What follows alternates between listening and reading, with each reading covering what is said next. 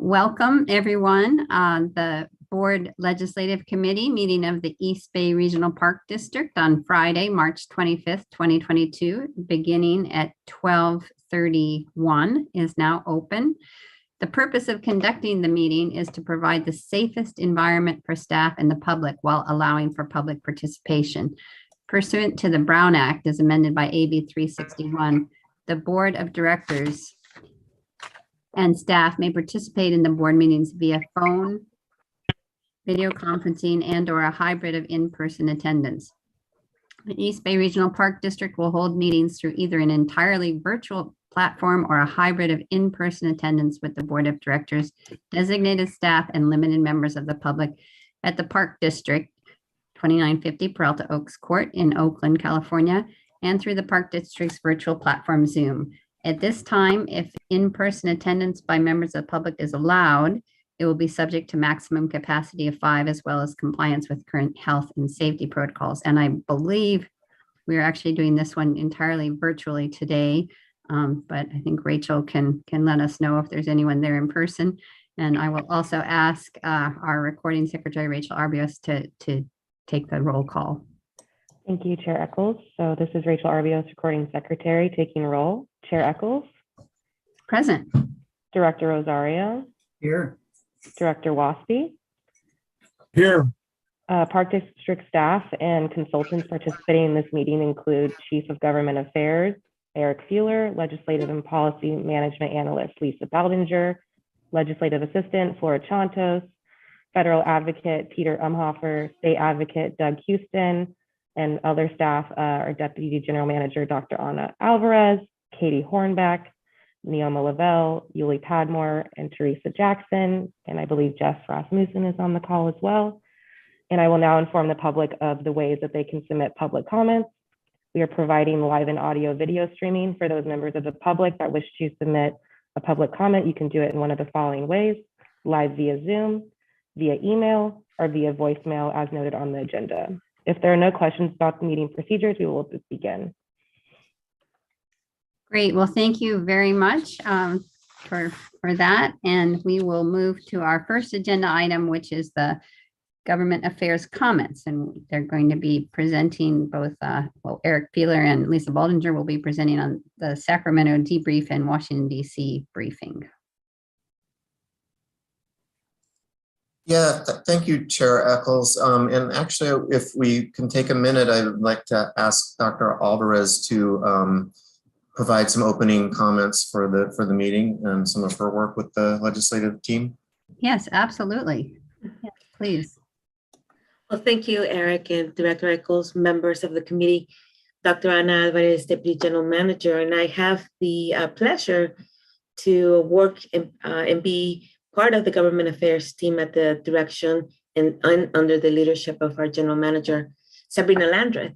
So it's been a journey in terms of having to redefine and think about how we do our work in a manner that brings additional value to the contributions that can be made by me, given the work that I do with the state, and as well as our new general manager. So we're working diligently to take a look at how we can best integrate and reshape the government affairs team with the eye to continue to add value to a very successful team who has done beautiful accomplishments for the Park District. So it's a real pleasure to join them.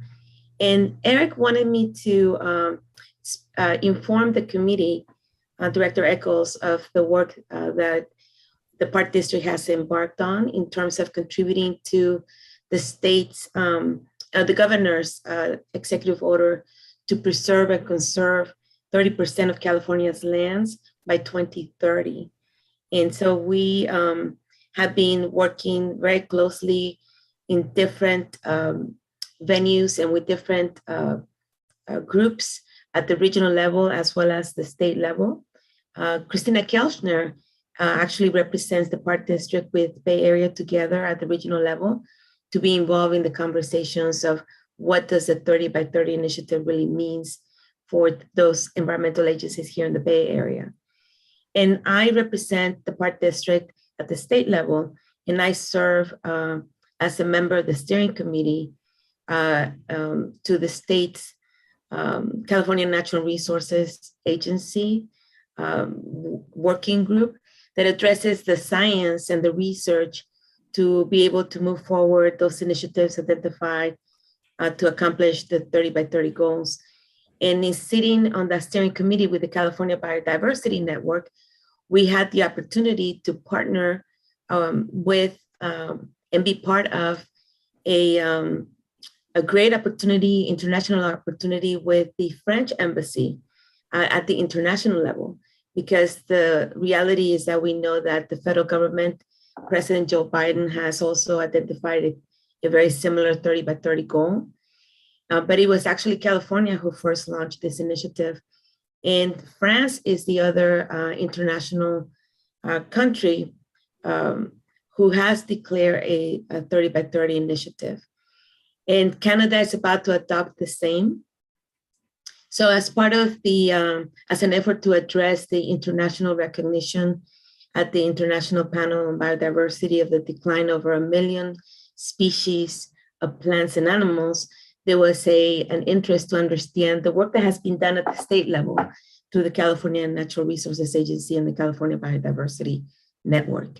And so we were invited by the French consulate to participate in a conversation with France and Canada and California representatives in understanding the vision of the implementation of 30 by 30 and discussing those challenges that we have found and how to best mitigate or address, problem solve through those barriers.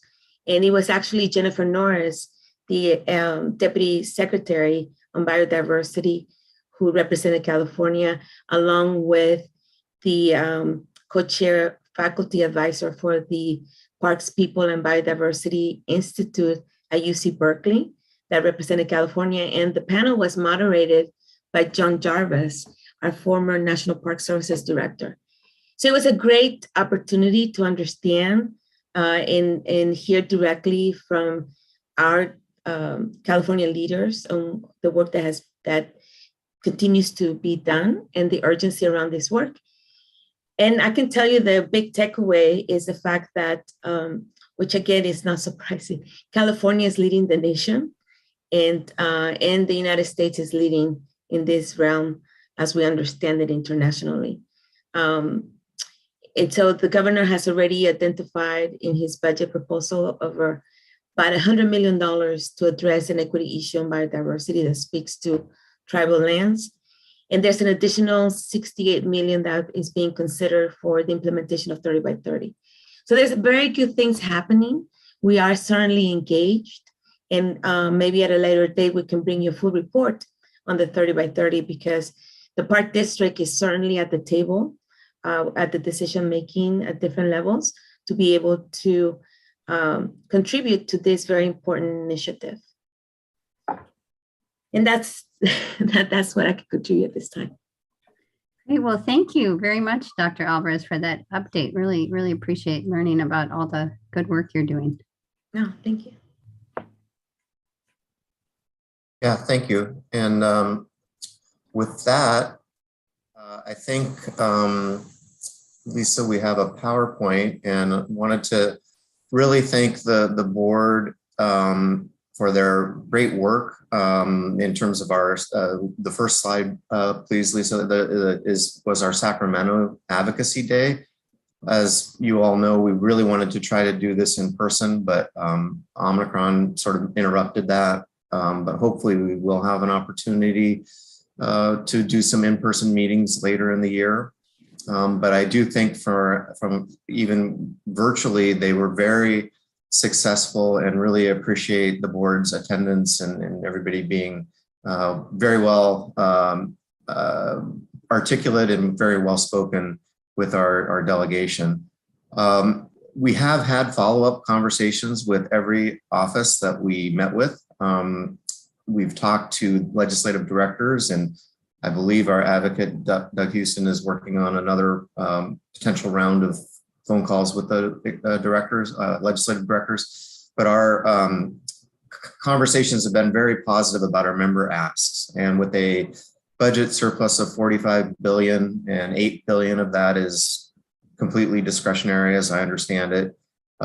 Members are going to be making asks for their constituents and for their districts. And so we're really working to try to see if we can secure as many of our requests as we can. The really excellent news is actually the second bullet.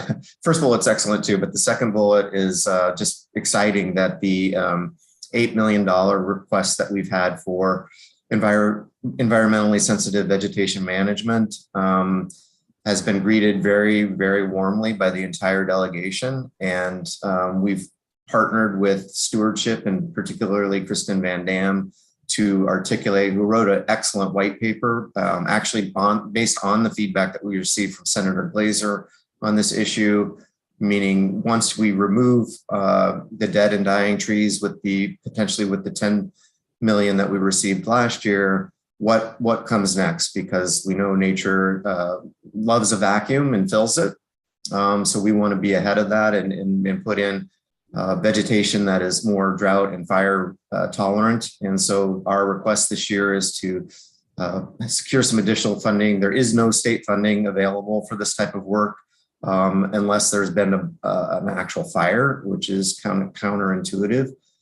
So we're having some success with that $8 million request through actually Assemblymember Bonta's office has agreed to take the lead, and we are working on a sign-on letter for the entire Assembly delegation to support that request.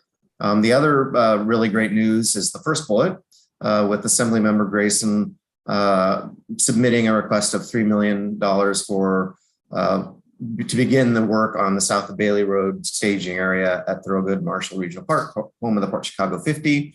That would get us started and potentially the first entrance to that historic park. And so we're very excited about that. He is actually hosting a walk and talk at that location on April 23rd. And when we get toward the end of the meeting, when talking about site visits, Flora can maybe speak to that a little bit.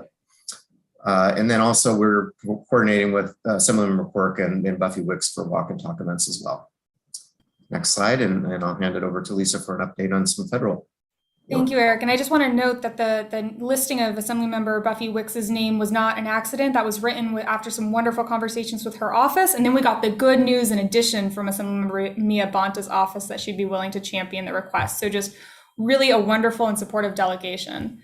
So transitioning over to our federal lens, right now we are just this week, online portals to submit community funding requests to our federal delegation have opened. So we are working on currently 3 applications. Not all of the delegation has open portals at this time. So Senator Feinstein, Senator Padilla, and Representative Barbara Lee all have individual applications. Each application is looking for a little bit different content. And so we're really having to review them and make sure we get the right information to put into the application, and really want to thank Grants Manager Katie Hornbeck for providing some details on the projects we're moving forward. Right now, we are tracking the full delegation. So as of this morning, Representative Thompson is currently accepting a request for defense-related projects, but not yet community-based projects. Swalwell has updated his website to say coming soon. And so we'll continue to track these websites to see as the portals open.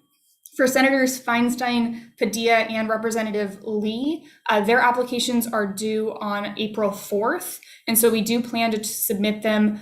Senator Padilla specifically requests 5 letters of support. So really want to thank Legislative Assistant Flora Chantos for all of her work gathering these letters. It's sometimes you do have to make multiple emails to get a letter of support within a 2 to 3 week timeline, and these are in less than a 1 week turnaround, so we can make that portal submission. So really important work. And so for this first request with Senator Feinstein, we are moving an application forward really focused on a natural infrastructure and sea level rise adaptation. The language in our application begins with an overview of our full shoreline enhancement efforts as operators and managers of 55 miles of Bay and Delta shoreline. Senator Feinstein has strongly supported the Restoration Authority efforts and other Bay prep for sea level rise. And then the specific project that we're requesting 1.5 million for funding for is the Hayward Marsh project. We see this project as one that may best align with the timeline of the federal funding. We're not sure how fast or slow it might be, so wanted to have one that's underway and that this funding could go towards moving it forward as it comes. So we're excited to share that with her and her office.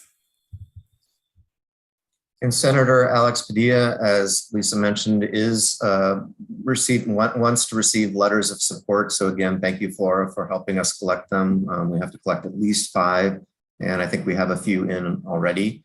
But for request for him is the wildfire resiliency funding. This would go parallel with our current tree mortality funding, as well as the vegetation replanting funding that we're requesting this year.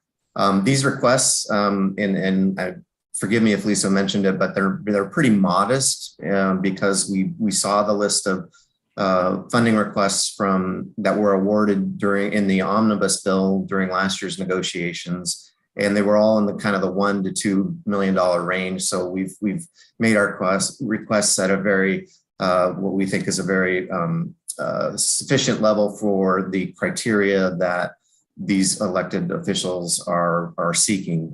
So the $8 to $10 million requests are not going to move forward at the federal level.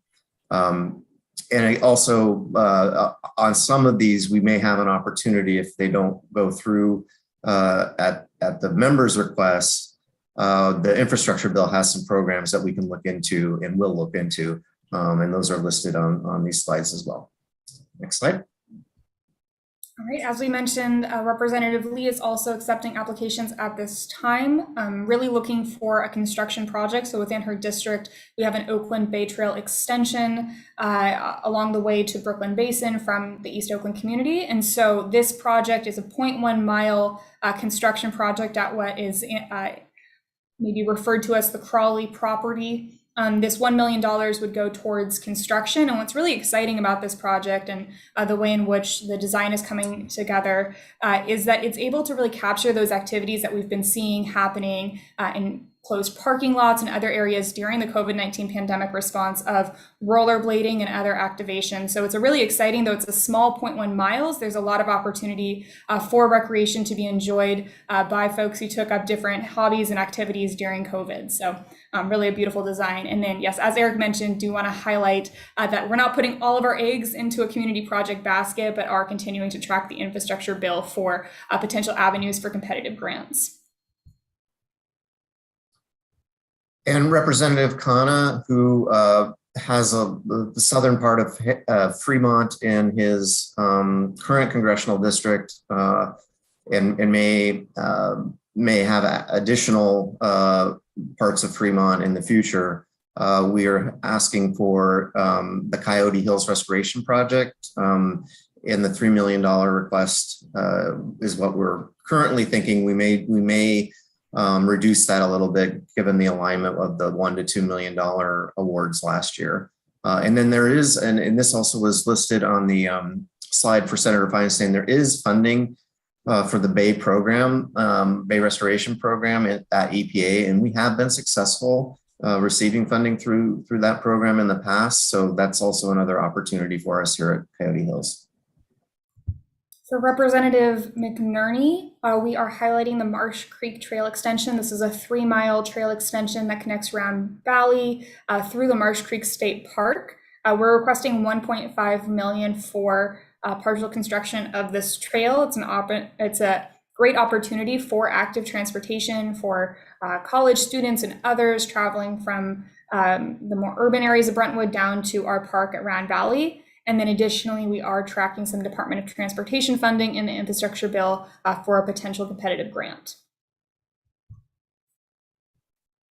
And Representative Thompson, as Lisa mentioned, currently is only accepting requests for defense funding projects, but we do plan, should his office open up for more community-based projects, we would plan to submit on the Bay Trail extension. This is the Negley staging area to Barrelessa and Martinez. It's a $1 million request, and that project has some real safety components that are exciting, and improving a railroad crossing, and also linking up with the intermodal facility there at Martinez, the Amtrak station. So we're really excited about this project and also this opportunity to receive additional money. And as Lisa mentioned, we do have some additional opportunities with transportation funding from at the federal level and at the state level, frankly. And then continuing on our theme of the legislative program area of climate-friendly transportation, and if these projects are looking familiar to our board, they were identified as part of the prioritization process for the RAISE grant application. And so all of that good work that Katie Hornbeck, Sean Dugan, and the team put into that application were able to apply to this opportunity. So with Representative Swalwell, we will be continuing our conversations about the Tassajara Creek Trail extension. This trail extension has the opportunity to connect residents of the Tri-Valley region to the Dublin-Pleasanton BART, so active transportation, as well as climate-friendly recreation. And so that is an exciting opportunity.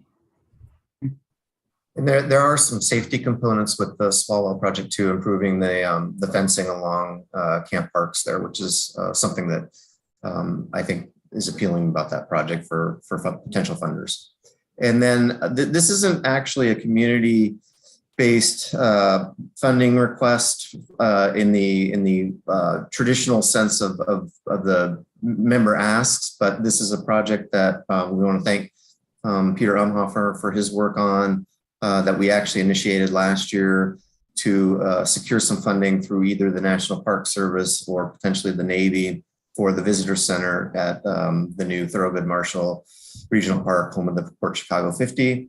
It's a $10 million request to get that facility to begin the work on that facility. And Representative DeSaulnier has submitted a letter in support of that request. And we continue to work with his office on hopefully getting the visitor center up sooner rather than later, if possible.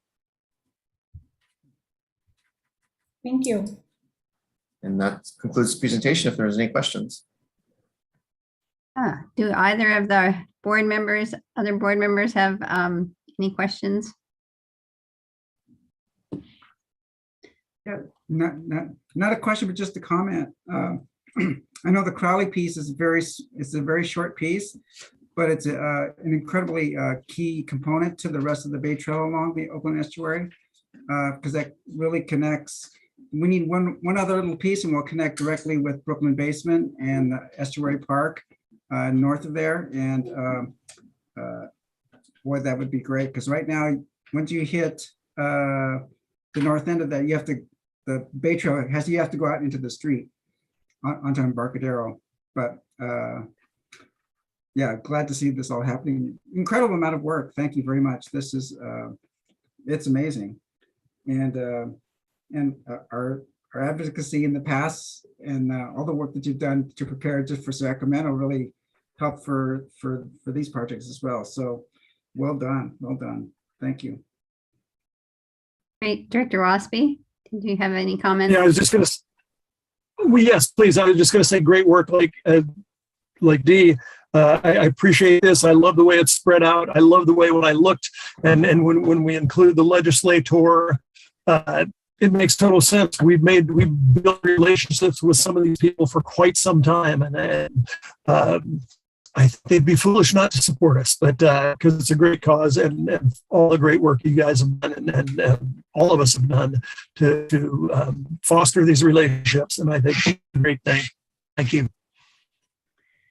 Great. And I'll just echo both of those comments, both very well put. Really appreciate everybody's hard work on this and continuing to develop and grow these relationships that are so critical to our future parks and improving current parks as well.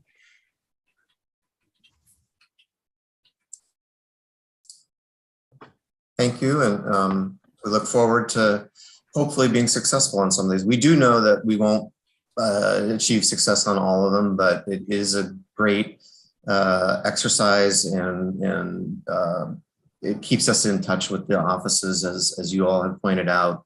And also, as Lisa pointed out, some of these projects were in our RAISE grant. So we may in fact be using these requests in future ban applications or in other avenues. So the work definitely gets used over time, and so we appreciate the board support and our Deputy General Manager's support to move these things forward. So thank you. Great. So Eric, does that conclude this agenda item, or did you have more? I believe so, unless Dr. Alvarez or Flora have any additional comments from the Government Affairs team. No. Okay, Oh, thank you, Eric. great. Okay. Well, thanks very much. We are moving on then to the second agenda item, which is local issues, actions taken by other jurisdictions. And okay, we have Neoma Laval, and is Brian coming as well? Or okay, great. Okay, well, that's fine. I'm just going off the agenda. So good. Welcome. Hi, good afternoon, Director Eccles and Director Rosario, Director Busby, Neoma Laval, Principal Planner in the Acquisition, Stewardship, and Development Division. I have a PowerPoint to share with you, and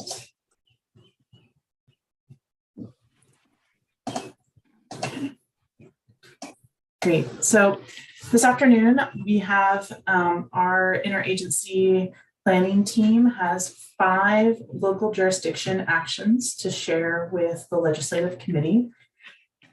And we have actions from the Hercules City Council, Moraga Town Council, Richmond Design Review Board, San Ramon Open Space Advisory Committee, and the Contra Costa County Board of Supervisors. All of these projects are in different stages of their approval process or their project status.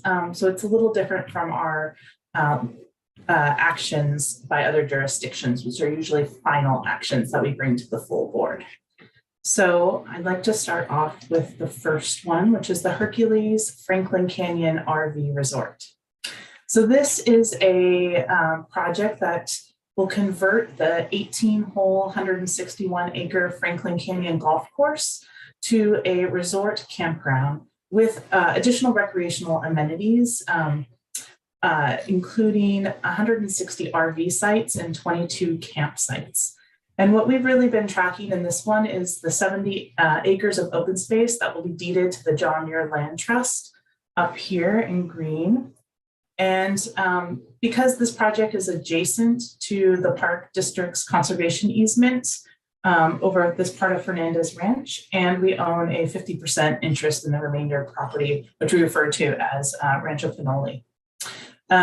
So this is a project we've been very interested in and just following it as it goes through the approval process. Though we have not taken, any, we have not submitted comment letters or other things, but we have spoken with John Muir Land Trust and Hercules as this project goes through its process. They adopted the initial study and the mitigated negative declaration.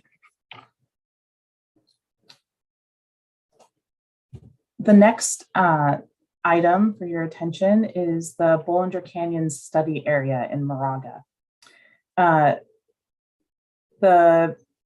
The current study is recommending increasing the area of the Bollinger Canyon study area. It'll be 423 acres and then consist of 20 parcels and 13 separate owners. This would actually increase the number of residential homes that would, or development within the study area from what the previous study area allowed. The next steps for this particular project will be going to the Planning Commission in May 22nd, and then the Town Council in June. So this project is near the northern end of Las Trampas, and it's just north, includes parcels north of Valley Hill Drive, and then to the south of Bollinger Canyon Road. Bollinger Canyon Road is here. And we have these properties in this northern Las Trampas area are currently land banked, but we are definitely interested in exploring how we can open public access and what the opportunities are in that northern Las Trampas area. So this is definitely the Bollinger Canyon study area is an area that we're interested to see where the town of Moraga is making their recommendations for that particular area.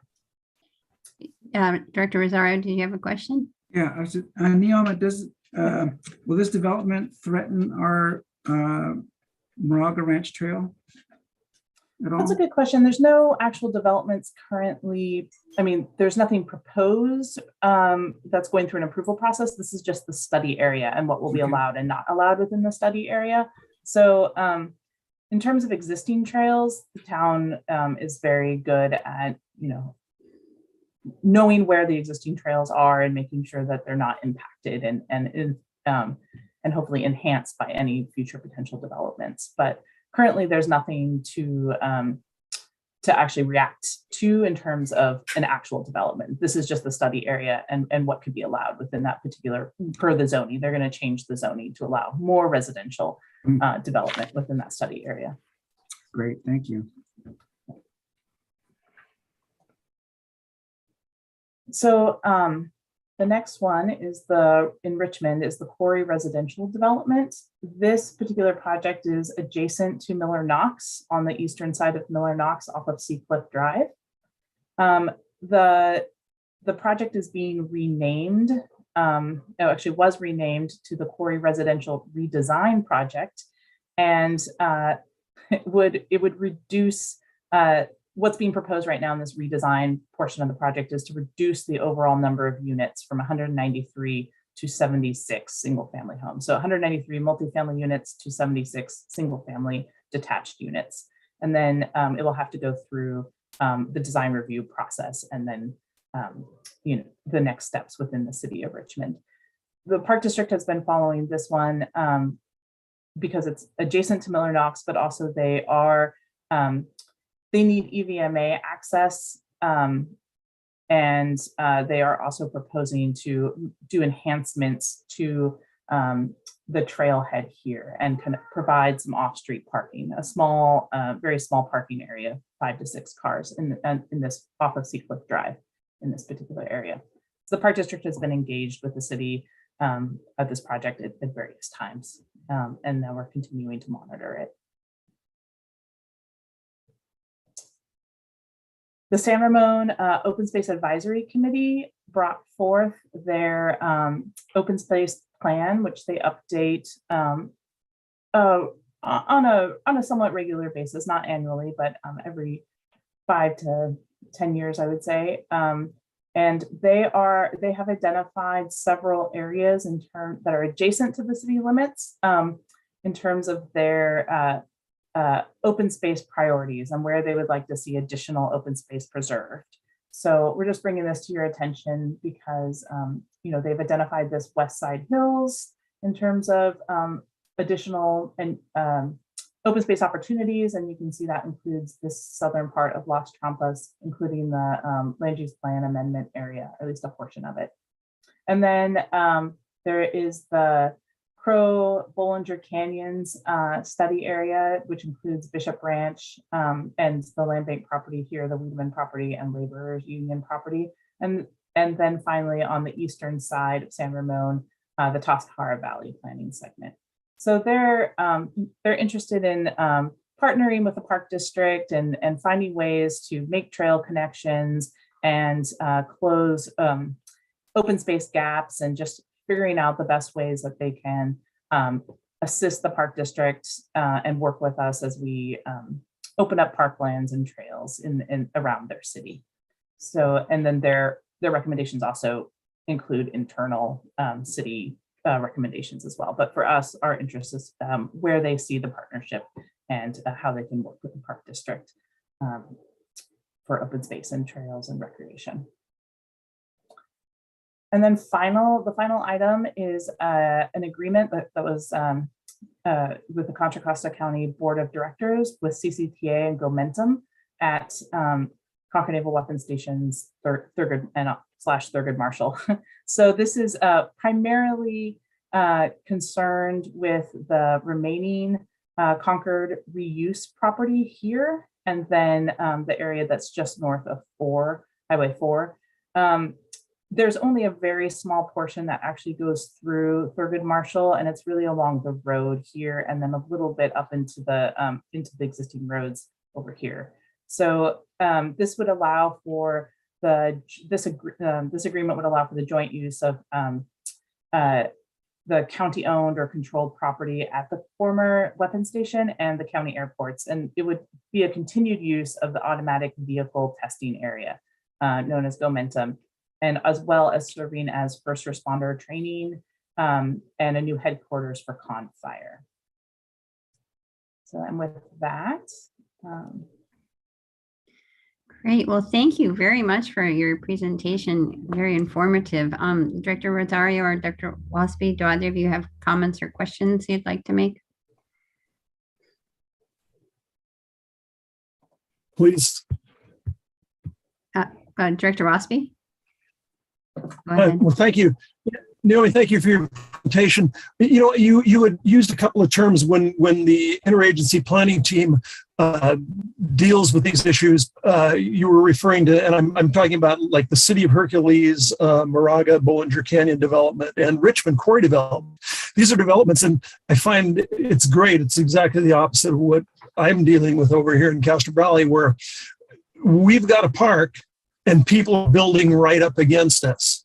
So you know, we meet with these people and they seek our input as we're talking about trails and things.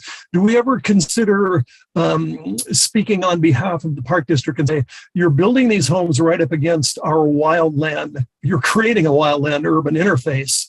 Do we ever suggest to them that they require hardscaping of all of the houses that are built, landscaping that's fire protection, or, you know, less of a fire threat? Or can we even in some cases suggest setbacks? Because I know in my area, people build homes and the county lets them build homes right up against the park, and then they expect the park to make setbacks for fire protection. Do we ever get into those type of issues and be proactive about what, other than trails and some real threats of fires? Yeah, we do.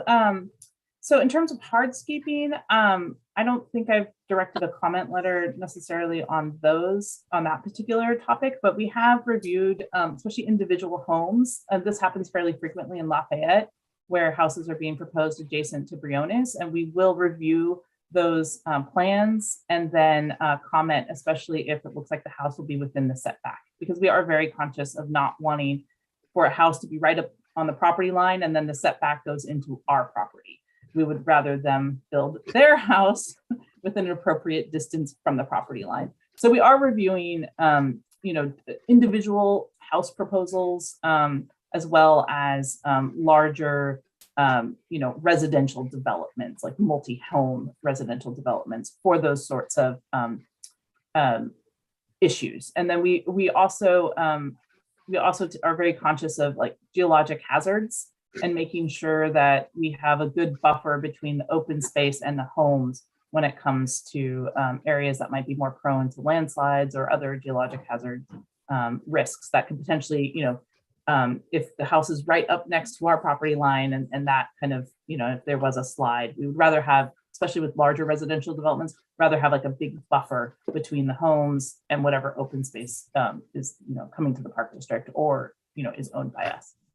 So we are definitely conscious of those points. In terms of the urban wildland interface and kind of, that's not something we've included in the past, and it's something we can certainly explore, you know, those sorts of comments when looking at larger residential developments that are closer to parks. All right, thank you. I think it's very topical in these days. Yeah, thank you. Good question. Director Rosario? Yeah, I just wanted to agree with Director Waspy. When these proposed developments go in, we really should consider the wildland urban interface because it'll be ours. And so we'd have to mitigate for all those. But I just wanted to comment that I really love seeing this kind of advanced planning and on the legislative committee agenda. it really gives the board members more insight as to directions of what we're going and things that we're watching. It's very impressive. I really appreciate it. Just a question, do you know, is there any updates on the Indian Valley Moraga development? Yeah, Indian Valley, that has not come.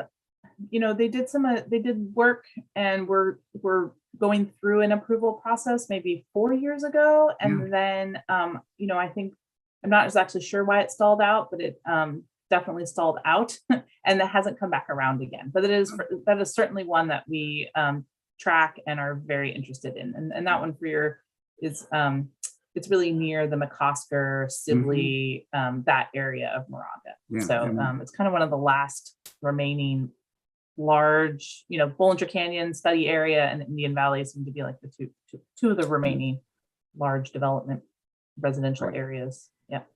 Thank you. Great. Well, thank you. Really appreciate the update. If there are any other comments or questions?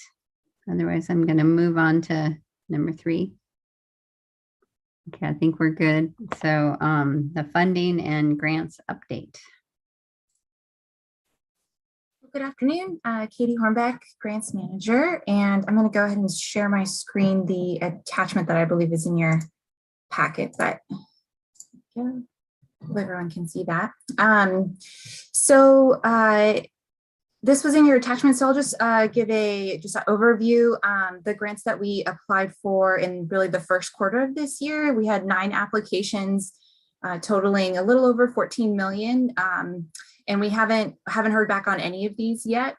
And then I will point out though, number 4, which is the Sibley Fuels Management HMGP grant. So that was a what we call a notice of interest, and we got invited to submit the full application, which is due in April. So we'll hopefully, fingers crossed on that. That's a big chunk of change that we need for fuels management.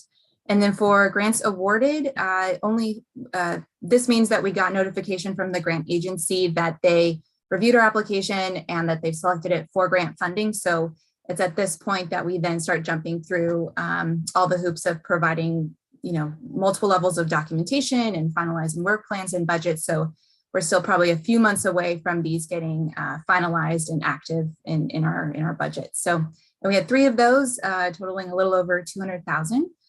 So I'll stop here and answer any questions that anyone might have regarding what we've applied for or awarded or anything else grants related. Great. Well, thank you, Director Rosario, Director Waspy. Any questions? It looks like Director Rosario, go ahead. I think I should try and get back on this committee. No, no, these are great. Good to see that we're applying for all these, but I had a specific question. I think probably Jeff could answer, is that we have an outstanding grant application for the Redwood Creek at Old Church. And I was wondering if there was an update on that. Yes, certainly. Jeff Rasmussen, Assistant Finance Officer. And we have asked for a scope change with FEMA. We had about 55 original projects with FEMA and remaining about 16 projects that through the design engineering process, we were required to submit a change of scope request with FEMA. I'll admit it's been rather frustrating. We actually began submitting those requests in 2021 and haven't heard anything. Near the end of the year, I did push Cal OES to get a response from FEMA, and Cal OES assured us we're fine, but they are in review with FEMA. We have to wait for those reviews. But we have a great engineering firm and a great environmental team on those projects, and met with Matt Grawl and Park Supervisor, Park staff. So we have a great project. We're just waiting for those approvals, and then we'll be good. Thank you. Patience. Director Waspy, did you have anything to add, comment? No? No, thank you. I'm very happy we're moving this direction. And I'm obviously very, very happy about applying for any more fuels work we can get done and fire mitigation work we can get done. Yes, yeah, I wholeheartedly agree. Okay, thank you. Thank you very much. Good report. Okay, so now we're moving on to our advocate briefings. Eric, Lisa, or Dr. Alvarez, I don't know if you want to do any introductory remarks, or should we go? I see Peter's screen is up, so we can jump straight to. Well, I did want to acknowledge Peter and these incredibly uncertain times, and the amount of information that Peter has to track or is tracking for us is just remarkable. So I really wanted to give him credit for that, and also be very interested in hearing his remarks today, because obviously there are a lot of uncertainties in the world and in Washington right now, and Peter has a little bit more perspective on that than the average person. So with that, Peter, if you are ready, please feel free to go ahead. Thanks, Eric. I appreciate that. I just wanted to start off by talking about building on the appropriations and funding discussion we had. The fiscal year 23 federal budget process kicks off on Monday. And so you will start to hear details being released about the federal budget being released. That also kicks off that appropriations funding process that Lisa and Eric were talking about earlier, with the deadlines starting next week, with details on project proposals and requests being submitted. There will be some details available on Monday, but not everything.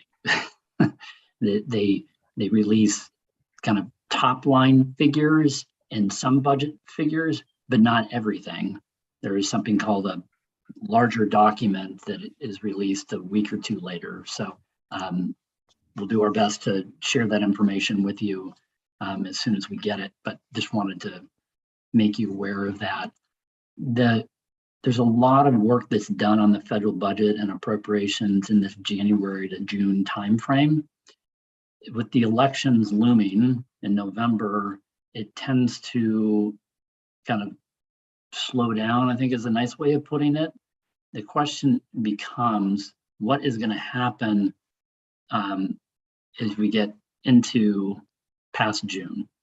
Does the process slow down as it historically has, unfortunately, recently, where you end up having to do a big omnibus bill at the end of the year or January or February of the new year?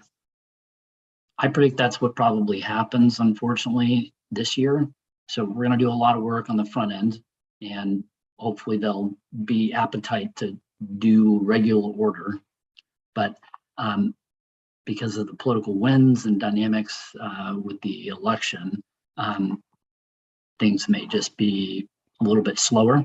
It means they'll have to work out a budget and funding agreement in that December, January timeframe. So just wanted to mention that on the outset. Something called Build Back Better is now, some people are calling Build Back Slimmer, is a bill that may encompass some components of Build Back Better, but not nearly as many. The Civilian Conservation Corps is something that is being talked about, but the outlook is not good, because the person that seems to hold the keys to what is agreed to in Senator Manchin has said, I'd like to do something on clean energy taxes. I'd like to do something on prescription drugs, and I'd also like to reduce the deficit. So that's what I'm interested in talking about. Those conversations are quiet and not very public for a variety of reasons. You saw what kind of happened in the December timeframe of everyone from the White House to Senator Manchin and everybody in between feeling very hurt about where things were with this priority in the Democratic Congress. So they're having quiet, less public conversations with the hope of reaching some kind of agreement. April, May is what most people say something needs to happen in that time frame in order to get something enacted this year. It might carry a little bit past those 2 months, but that's why you're starting to see a little bit more press coverage and momentum on it, because there's a public and a private push happening. There's also discussion about some additional COVID aid. And that was a $15.6 billion proposal that is in the fiscal year 22 omnibus bill, but was removed due to some disagreements over pay-fors. That COVID money is for vaccines, for treatments, and for some international assistance on vaccines. But there's still some work to be done on that. Ironically, there's deep disagreement on whether to use leftover state and local money to pay for that bill. You may recall we've had a lot of discussions about state and local aid and making sure special districts are eligible for that state and local aid. So never too far from a disagreement about state and local aid. It's always there. The war in Ukraine. The stakes have never been higher, and with the ongoing threats and actions. Government officials and folks I talk to that I'm meeting with have never been more concerned, even more concerned from my time. I remember September 11th like it was yesterday. So that is generated a lot of bipartisan support for aid and for additional sanctions. And it's why you've seen the Congress almost in some ways ahead of the White House on some actions. There's many different congressional delegations going to the European region on a weekly basis. The president is there now, as you know, and was at NATO, is in Poland, is now scheduled to give a major address tomorrow in Poland. There was an announcement today on additional shipments of liquid natural gas from the United States to Europe. But if anyone knows anything about LNG, that takes time. You need facilities in order to handle that. So this is a longer term play. This isn't tomorrow, turn on the spigot and we've got natural gas. But it's important. It's an important step. There are some other actions you've probably seen: ending permanent trade relations with Russia and Belarus. That's moving its way through Congress, likely to pass in the next week. Next week also, the America Competes Act. You may have heard about this. This is to address technology gaps that we have in producing additional semiconductors here in the United States rather than abroad. It has many different facets, but some people call it the CHIPS Act. So that's something you'll probably hear more about. The Senate will pass that bill. The House has passed its version. They will go to conference and hopefully work out agreements on that. Again, showing bipartisan support. There's a lot of bipartisan support happening on things that happen to link together the United States and looking ahead to China and at Russia at the same time. Gas prices and energy security debate has been partisan. So shifting from the alignment of a lot of bipartisanship right now in the Congress, the blame game on gas prices, inflation, and energy security is alive and well. We've seen it for 25 plus years. Lots of statements made about how many leases are available versus, 90% of oil drilling happens on private lands, 10% happens on federal lands. You can expect to hear more and more about this topic in the days and weeks ahead. The Supreme Court nominee hearings happened this week. Ketanji Brown Jackson is expected to be voted on by the Senate by April 8th. And lastly, I'll talk about the election. There's really three things that are happening at the same time: apportionment, redistricting, and then the political environment. And it's a little too early to tell how the election will go, at least when you look at the House of Representatives and the Senate. But inflation, COVID, Ukraine are all on voters' minds. It's hard to predict what those issues will be in November. As you know, there's presidents in power. In the first 2 years in office, it on average have lost 27 seats in the House of Representatives in a midterm election. So far, 31 Democrats have announced retirements. 16 Republicans have announced they plan to retire. In the Senate, 1 Democrat has announced their departure, and 5 Republicans have announced their departure. Republicans have not benefited as much as I think they hoped to in the redistricting process. There's still a lot being played out in the courts. You may have seen in some key states, Ohio, Maryland, Florida, Louisiana, Missouri. It's not clear what those congressional districts maps are going to look like.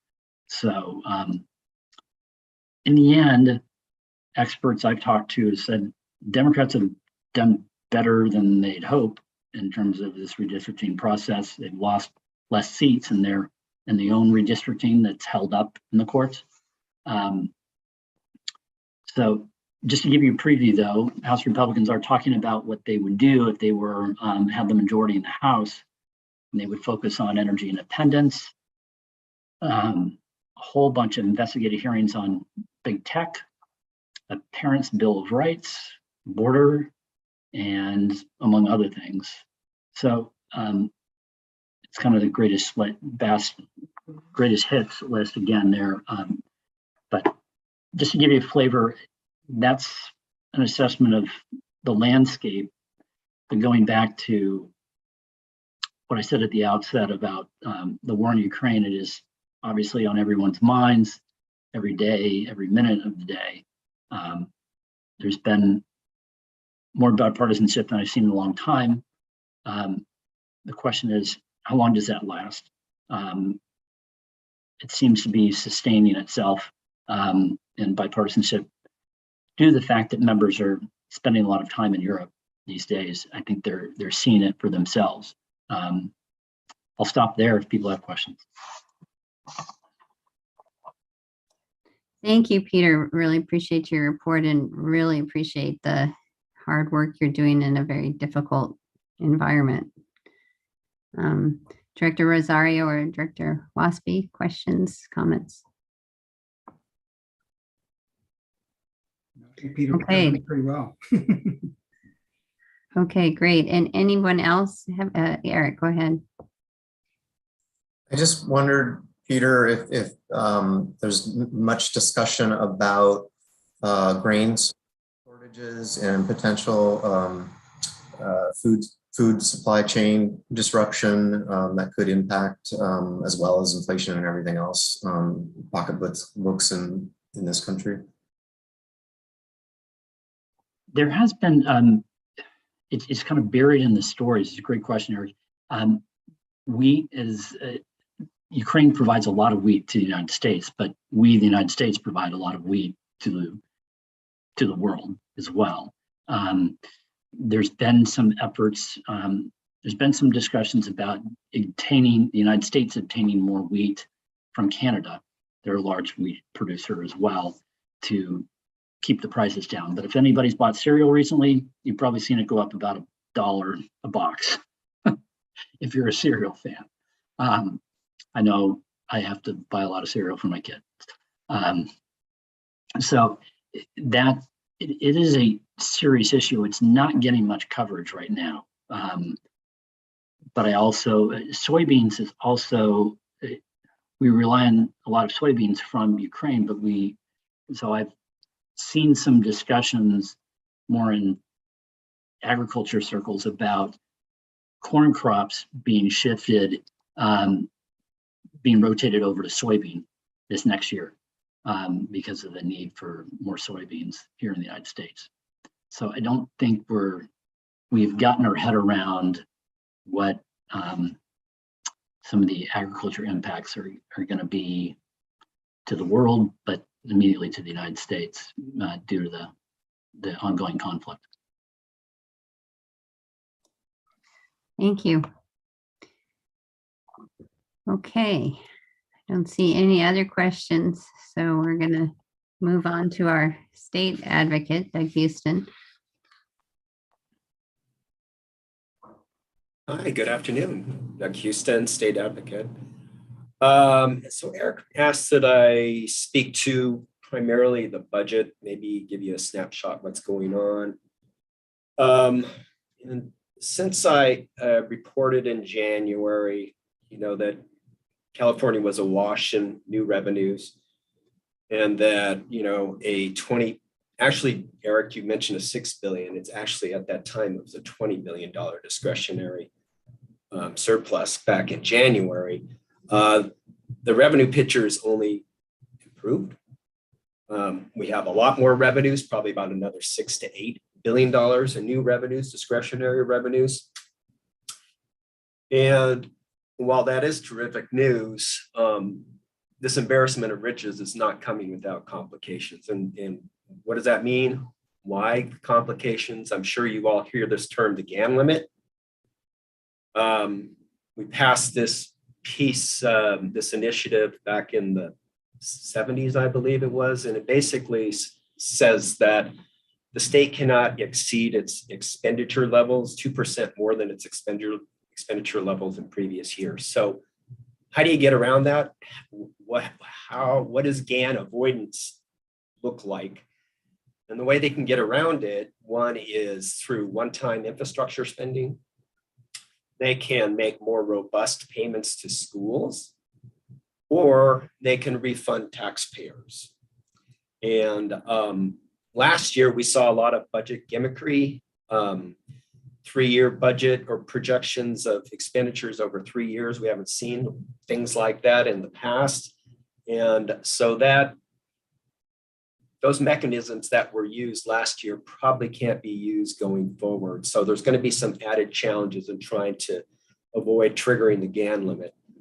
And as a consequence of that, and possible fallout, is what we're more recently grappling with. And that is a recent proposal by the administration, which stemmed from some activity at the legislative level, to issue rebates in the form of debit checks, cash rebates, reduce the gas tax or suspend the gas tax. And you probably read the governor's proposal package that was released on Wednesday is an $11 billion package. I haven't seen it mentioned, but I would imagine that alone will help to avoid the GAN limit, because it could be perceived as a rebate or a refund to the taxpayers. And then earlier I referenced some of the budget gimmickry that transpired last year. One of the things that's important to us in this organization, this entity, is included in that was $770 million through the California Natural Resources Agency, along with another $500 million to the State Coastal Conservancy for climate enhancements. And they're moving forward to try to reconcile all of this. But what they're waiting for, and Deputy General Manager Alvarez talked about 30 by 30, there's a series of Newsom-sponsored initiatives, including 30 by 30, that are due to be released any day now. Once those initiatives are released, those are going to act as the template or the roadmap for the legislature and probably the administration in its May revise to dictate how they want to direct those funds. They want to put the report forward. They want to use that as that roadmap, and then they want to begin to allocate funds. So that's all good news. And I wouldn't be surprised come May revise that some of these numbers that I just mentioned, the 770 million and the 500, increase. It's entirely possible. So a lot more to come. There's a little instability over in the legislature right now, due in large part to redistricting. I don't know if you've been keeping up, but I believe that we're looking at a host of members, both on the Assembly and Senate, that are going to be leaving, resigning early, such as Dr. Quirk. In addition to that, and I mentioned last time that we met, the legislature has been in the process of relocating. They're going to be demolishing the annex at the Capitol. And so they've all relocated to a swing space about a block and a half away. And I think between that, some of the lingering fatigue associated with the pandemic. That's why we're seeing a lot of these members make an early departure from the legislature. So it's destabilizing. It's actually some of the focus, the leadership focus now has to be paid on backfilling those slots instead of working on some policy matters. And it is an election year. So from a legislative standpoint, advancing policy is going to be a bit of a challenge. But frankly, the preoccupation within the legislature and with the administration is the budget. I mean, again, we're looking at somewhere between $20 to $30 billion in surplus discretionary revenues, and they have to find a way to spend those monies. I know we know how we would like them to spend those monies, but we're not the only advocacy group out there and stakeholder group out there looking for these dollars. Everybody has become very keen on knowing how to utilize the budget process to their advantage. And fortunately, we've taken a leadership role in doing that. And it dates back to years past that we've always sort of been out front and very pioneering in that way.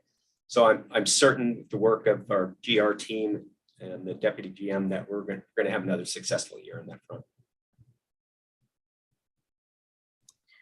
Great. Well, thank you very much for the update. Much appreciated. A lot of interesting times for sure.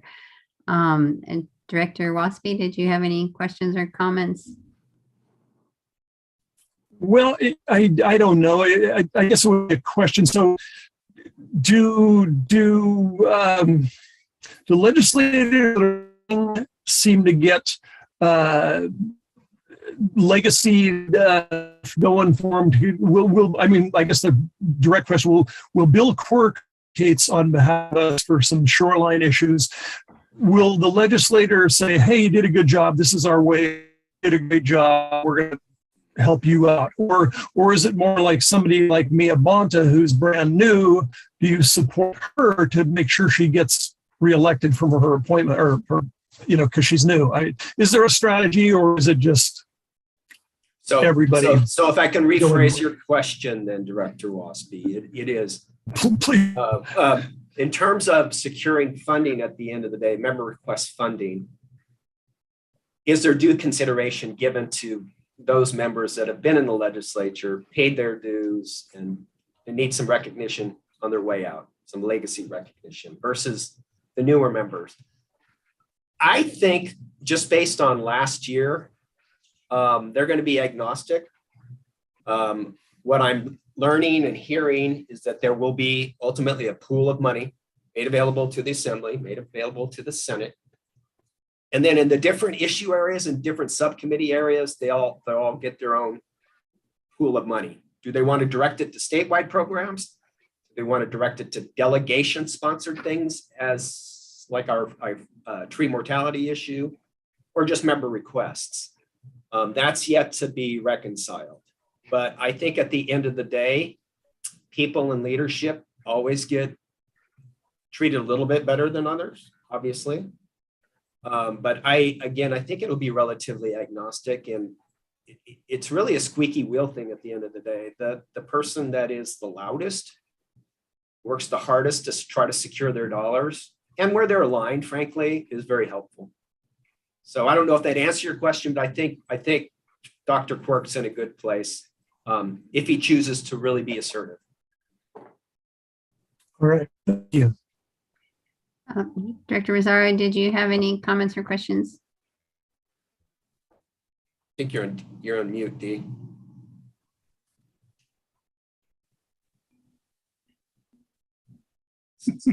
No, I'm good.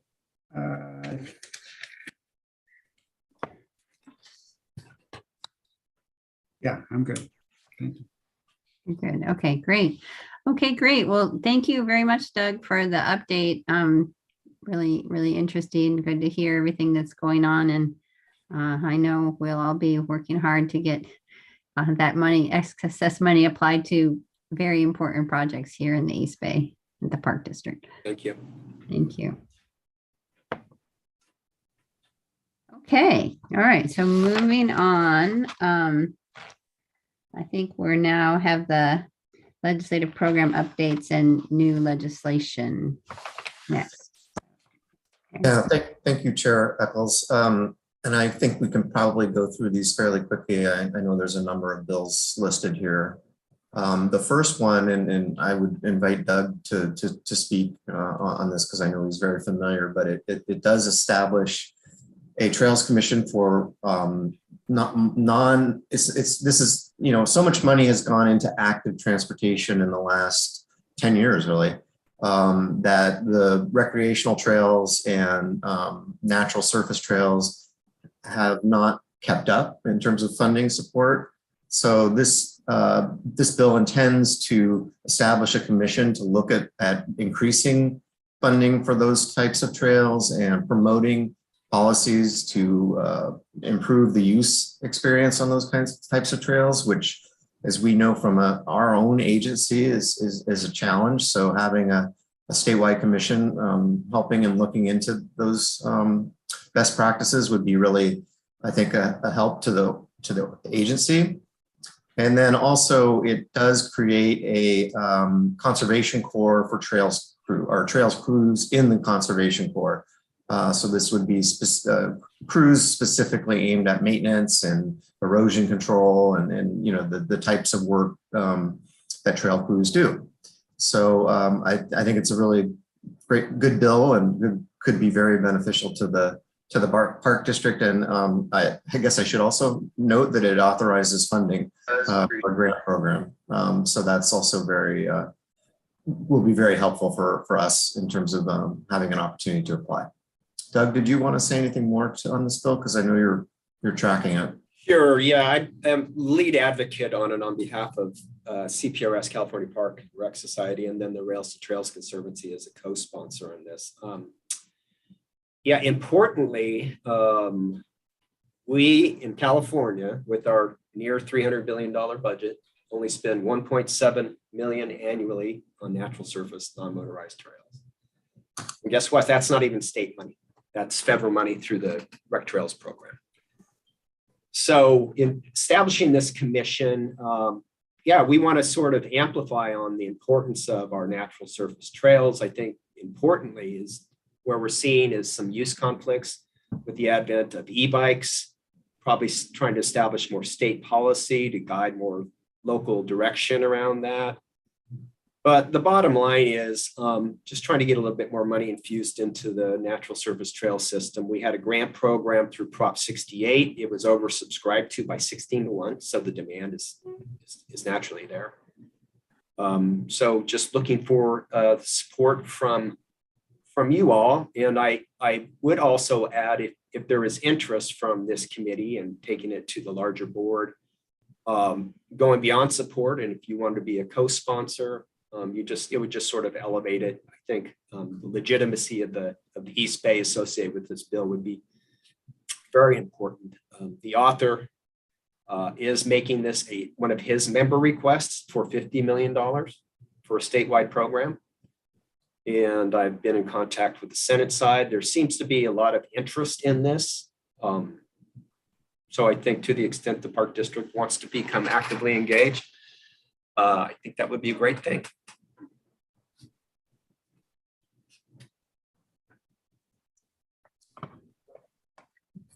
Any board member comments on that?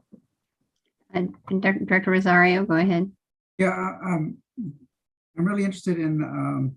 I think this is something we should probably co-sponsor. But I'm really interested in. Do you have a sense of where they would go because this is for non-motorized vehicles, right? So what's the? Is there a consensus regarding e-bikes?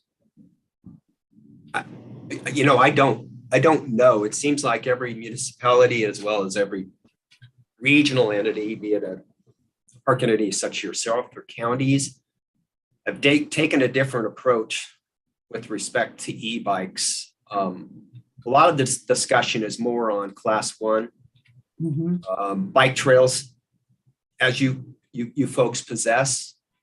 I think this bill is agnostic in terms of the surface, although I keep mentioning natural surface. I think the bill could fund recreation trails such as Iron Horse, for example.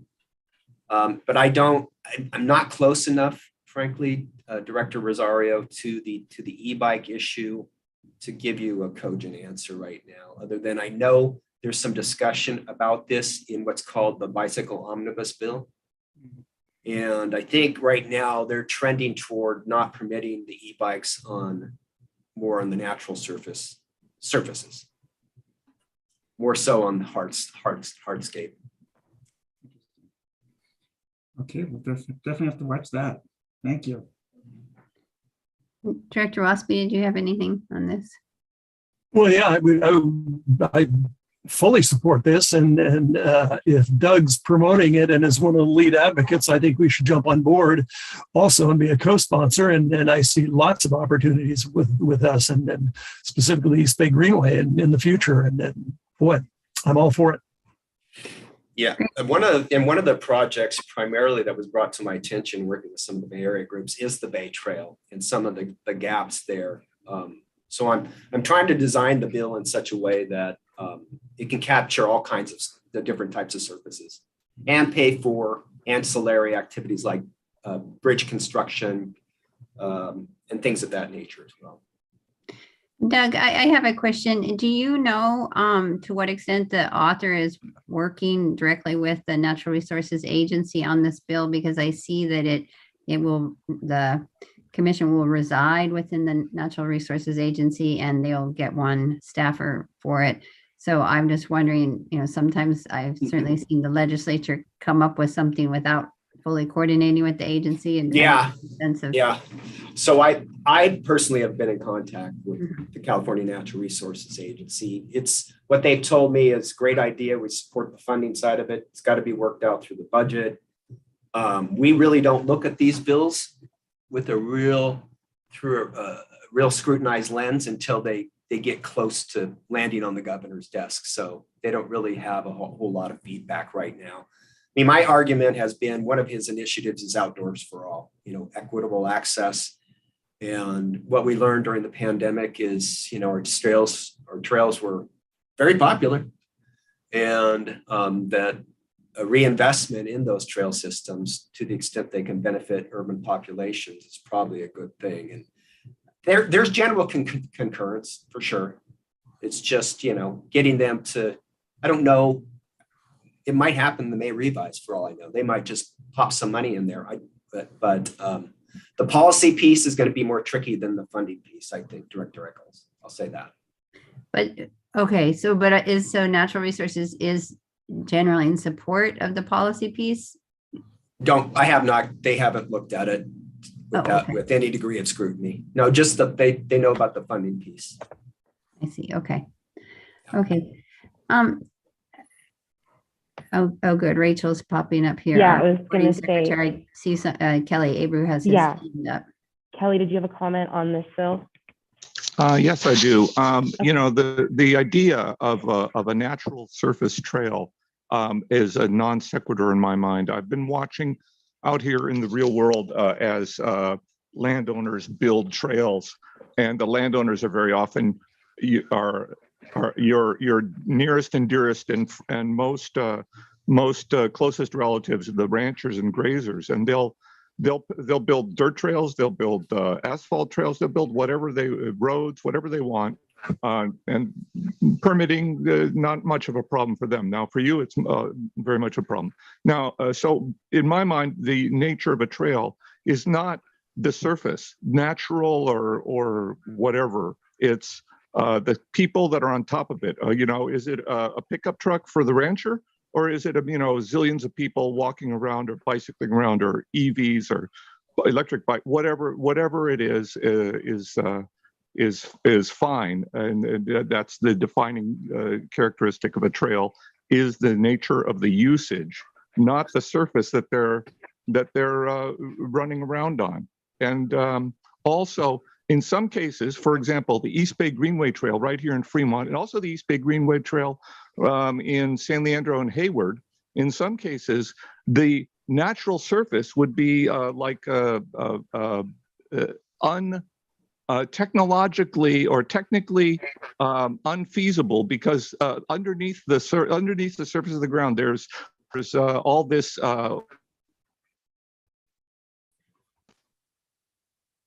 there's all this toxic waste, and they need to put a hard surface cap of asphalt on top to protect all the rest of us from whatever's underground. Thank you. Thank you, Kelly.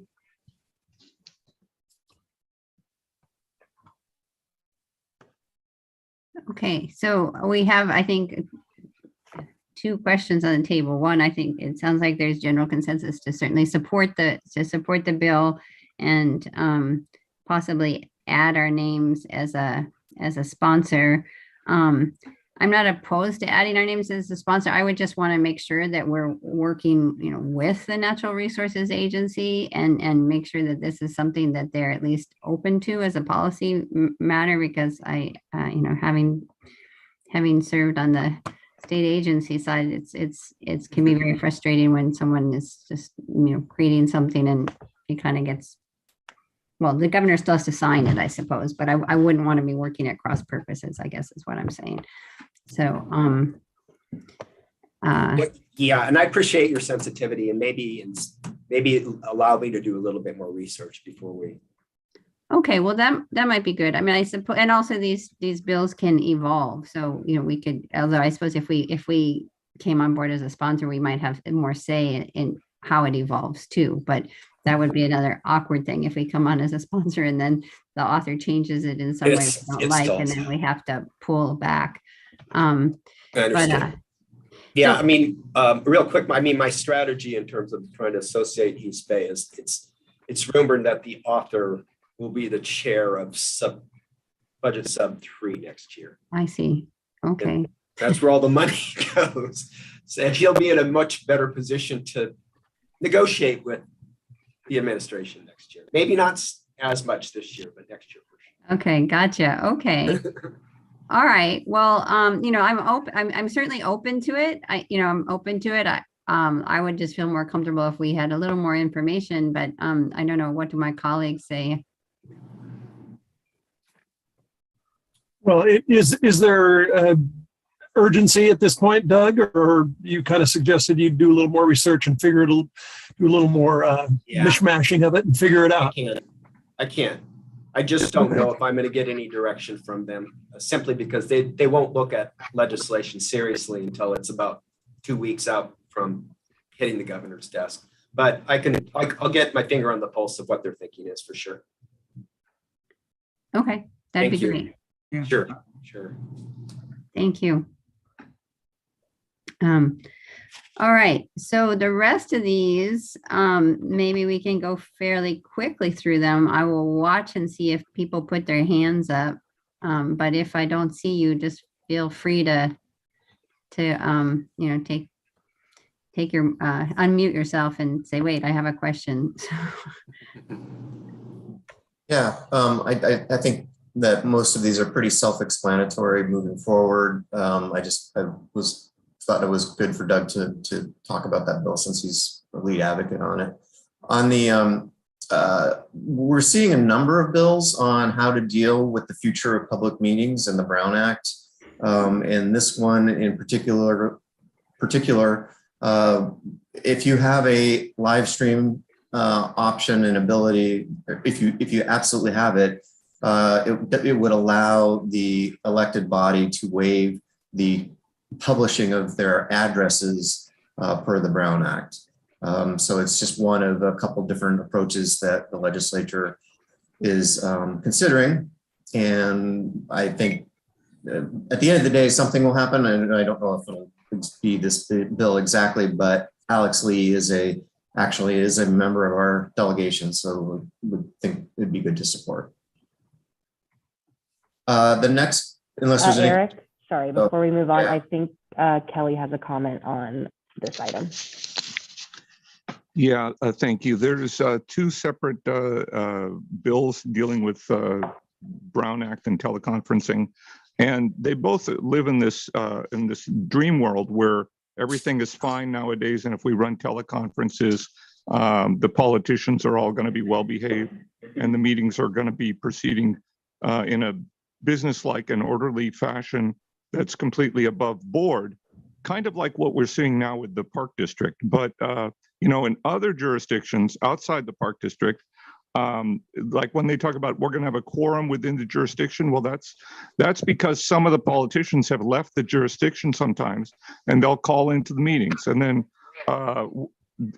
other things that are happening, the politicians will have their staffers or God knows who texting them in the middle of the meeting, or literally whispering in their ear in the middle of the meetings, telling them what to do to the legislation, which modifications to make, whatever. And, so communications are happening with people are pulling strings and telling them what to do in the middle of the meeting, and that's not allowed by the Brown Act, but that's what's happening.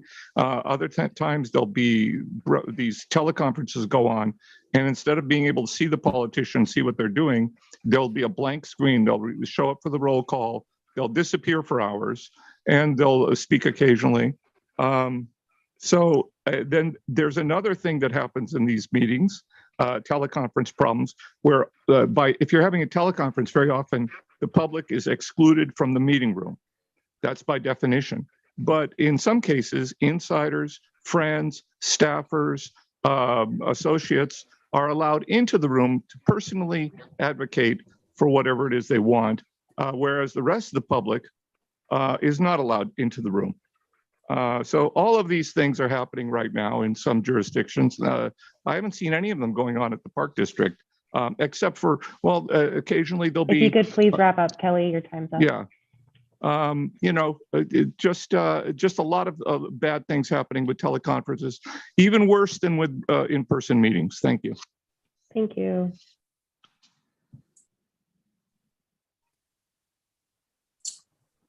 So the next bill involves formalizing the regional conservation investment strategies, and that is as it says here, a form of advanced mitigation. I think the easiest way for Park District folks to think about this is it's similar to the HCP, where the region is looked at as a whole in terms of where mitigation and land should be protected. When projects such as transportation projects commence, and would allow those infrastructure agencies like transportation agencies to purchase credits for mitigation that can be used later for different conservation purposes. This concept actually exists in the East Bay for both counties, and staff is going to be meeting with the Coastal Conservancy, who administers the program, very soon, just to get a better understanding of how it works and what opportunities the Park District might have to take advantage of the program, or to utilize the program for conservation purposes. The next bill is a bit of an update on bill we've already supported, AB 1500. It's the Eddie Garcia's resiliency bond. There were a couple of add-ins here, as you can read, but basically I view this as a bit of a placeholder. Doug, I don't know if you have a different thought, but just, I think most of this kind of investment is going to be done through the budget process currently, but potentially in a future budget climate cycle where there's not as much funding, a bond may move forward, but my guess is this will be done at the budget level this year. Yes. This is the Assembly's template for how they would like to see some of the funding moving forward through 30 by 30 nature-based solutions. This is the Assembly's priorities. And again, another bill on public meetings. This one would require a quorum to be present, and then also allow a teleconferencing option outside of a declared emergency. So again, another in a series of efforts to address the situation. I think Kelly may have a comment. Did you have a comment on this one as well, Kelly, or did you cover it all in the first one? I covered it all in the first time. Thank you. Okay, thank you. The next bill is kind of an exciting one to at least to the government affairs team, and also to the stewardship team. It's the concept that we spoke to earlier about the $8 million budget request ask for essentially ecologically sensitive vegetation. This is a program that would actually create, or this is legislation that would actually create a grant program for that type of work. And it's a very exciting opportunity and is sponsored by Mid-Peninsula. Again, this is one where the value for the park district may warrant a co-sponsorship. So would like the committee to consider that.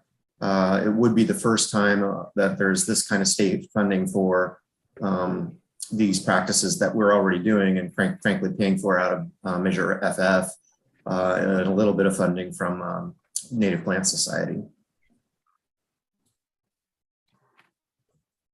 Okay, should we talk about, do we want to talk about the sponsorship now while we're still on that? Maybe we can,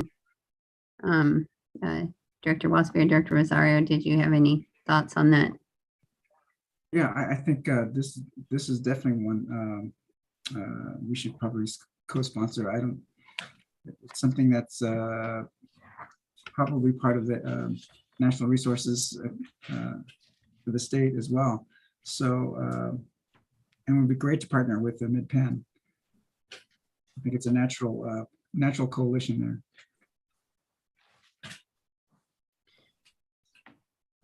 Okay.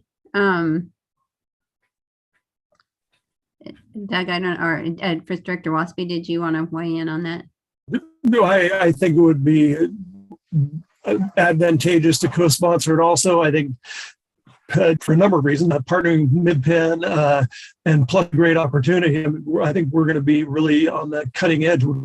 Everybody's talking about, taking care of their forests and doing things, but we're talking about rebuilding forests and doing it in an environmentally sensitive way. I think once again, we'll be on the forefront with this one. And I think we should get on board with it. But I also heard the last time I was in full support of co-sponsorship, there are details. Is there any downside to that in this case, this specific case? Yeah, Doug, do you want to weigh in on that? I don't know a whole lot about this bill, frankly. I mean, I wouldn't say imposing, but they're definitely creating a new program that would need to be administered through the WCB. And I don't think there's any money attached to this necessarily, but there will be costs associated with preparing the program and developing the guidelines. And I can't tell you where the administration would be, and you're not going to get, similar to the trails bill, you're not going to get a lot of information from them until a couple 3 weeks before it hits the governor's desk. Okay, well, maybe if we can treat this bill similarly, and you can just get whatever information you can and bring it back to our next meeting, and then we can decide. We don't want to wait till the very last minute to sponsor, but we still have some, time.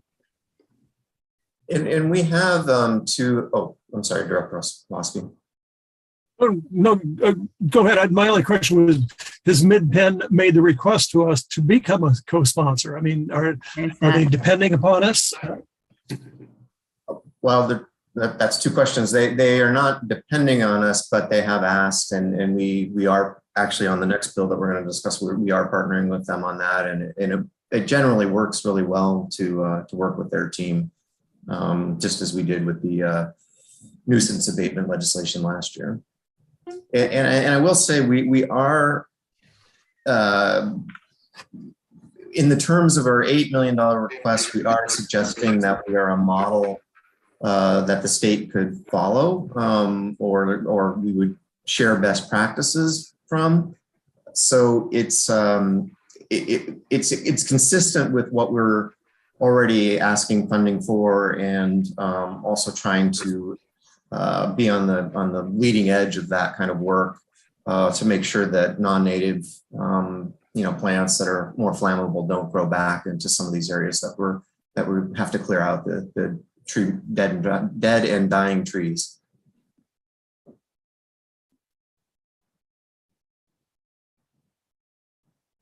Okay. So I'm just checking in with my colleagues here. So is the sentiment to go ahead and learn more about it, or is there someone who wants to advocate for going ahead and sponsoring now? I'm kind of on the fence, quite frankly, myself, because this is a little different. We're not asking the Natural Resources Agency to create a whole new board. We're asking for basically a grant program under an existing board. But anyway, Dennis. Well, I'm convinced it makes total sense. And I like partnerships with Mid-Penn, and I think we have a great history with them, and we should continue. And I would be all in favor of that. Okay. Yeah, right now. I would second that. Yeah, great. Okay. So we will note that. So can we, I guess what we can do when we approve this list, we can just call that out to say that this one is, we would give it a raise to sponsorship. So it, but anyway, okay. So I think we're good. I think we've got a consensus on that. Great. And then the next bill is something that our design and construction team is very excited about, as well as our stewardship team. When we go out to bid for projects like the McCosker Creek project, it takes a real specialized contractor to do that work. A firm that knows the nesting seasons, knows the restrictions on, the endangered species. So this legislation would provide the opportunity to not necessarily take the lowest bid on those kinds of projects. Mid-Peninsula and Santa Clara Valley Open Space have had this authority, as you can read here, since 2017. We were not part of that original legislation, but they have asked us to join as they seek to extend that authority. And we think at a staff level that the kinds of projects that this would be valuable in are only going to increase, and they're increasing in cost.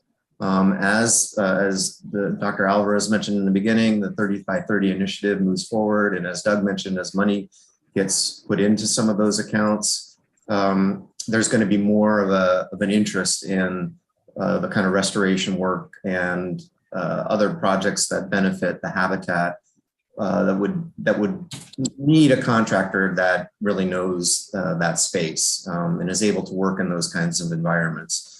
So our staff is interested in not only supporting, but also co-sponsoring. We have been working already with Mid-Penn in terms of just trying to build some support in the East Bay and in the delegation. I should also point out that Senator Glazer is a chief co-author of the bill and was actually willing to introduce it on behalf of the Park District if we had so wanted to.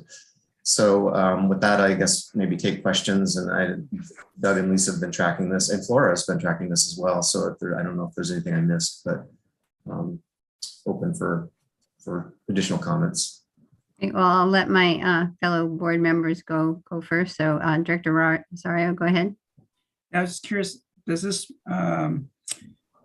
can we find out if this, because those two agencies have had experience with this for a couple of years, a few years, does this result in more sole vendor contracts? Because I'm kind of opposed to having just one bid and excluding other opportunities for other contractors to participate. So I'd be interested to see if there was more sole contracts that were issued during this process. And then also, was there any other during their processes for their contracts? Was there any litigation from other contractors that sued because they weren't given the opportunity? But other than that, I think those are the extent of my questions. I see Lisa popped up and Doug's raising his hand, so I'll let you guys. Doug, why don't you go? Well, I only want to speak in generalities, Director Rosario, about the sole contracting. I think as the bill originally, when it went through the process in 2017, there was some concerns expressed by the trade groups and the unions out there that it would result in that. Ultimately, they have been supportive, and I believe that they're on board in supporting this as well, because due in large part to that we don't have a large sample size. There's only been one contract, sadly, only one contract that was let by Mid-Peninsula. And I don't know how many bid on that contract, and it wasn't a large contract. And there's reasons why. Just getting this process up and running it's a little daunting as a contracting tool. So I don't know if that answers your question. Lisa, did you want to piggyback on that? I was going to share just a little bit about how we were envisioning the application of this because of the design build authority. We've really been speaking with the committee staff about multi-benefit nature-based infrastructure projects and really being able to leverage this tool to align with the permitting process and the habitat and sort of the nesting seasons, et cetera. And so that was one big pro in terms of applying the tool. Like Doug said, Mid-Penn was only able to apply for one pond project using this tool. But I believe they went, Doug, I believe they went through the same bidding process as usual. Or was I don't recall. Okay. It seems that you could use this process. I mean, you could still have multiple bids. I guess the issue is really, would there be, fewer people bidding on it, but it wouldn't have to be. I mean, I've used this in the past in some of my jobs, the best value contracting, and really what it is, you should hopefully have multiple bids.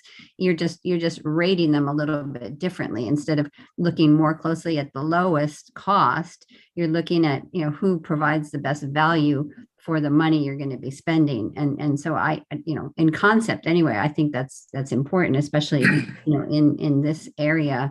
But I think Dee raises a really good question, because, if it does somehow impact the number of people bidding or then that's something to think about.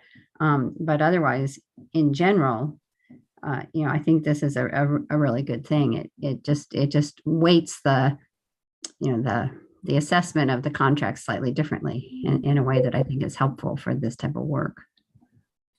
No, I definitely see a benefit. I just wanted to make sure. I mean, because there was always room for abuse. Oh, in anything, yes, Yeah. that's true. Yes. Okay. Well, so I just want to check. So Dee, are you comfortable supporting? I don't mean to put you on the spot. I'm only asking in terms of bringing this forward as a package. Would you want to pull? I would be supportive, but I just want to make sure that we should always try to get multiple bids, and then I just like to be careful when we do sole source contracts. But just to be clear, so Lisa and Eric, I mean, this is not necessarily sole source, right? I mean, yeah, okay, yeah.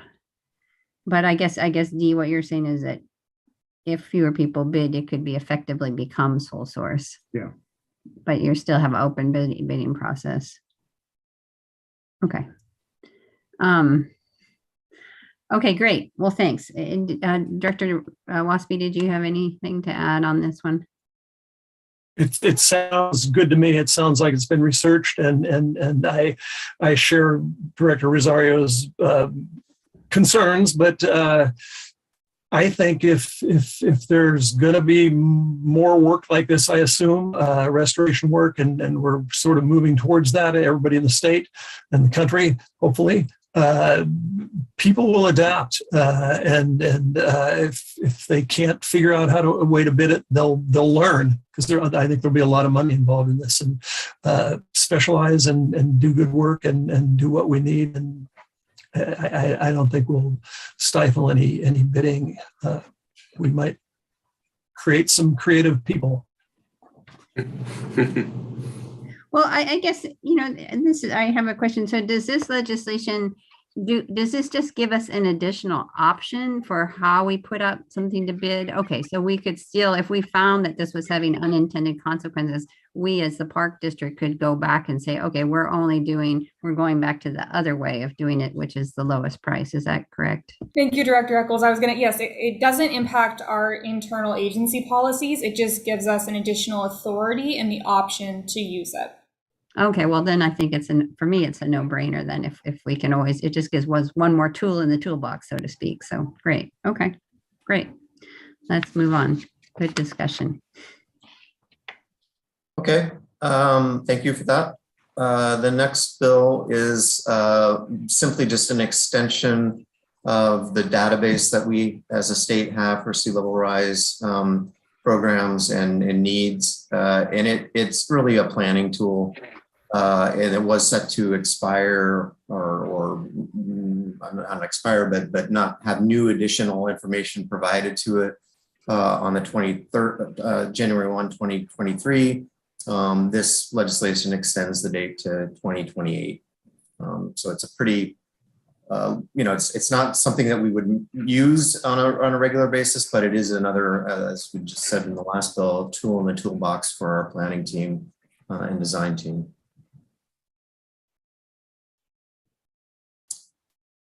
Next bill creates a program that would help remove, as you can read here, the vessels that are abandoned from the bay and the delta. The author is Susan Eggman is obviously from Stockton, so the delta is a major issue for her in having these abandoned vessels. She will likely be representing part of Alameda County in the future.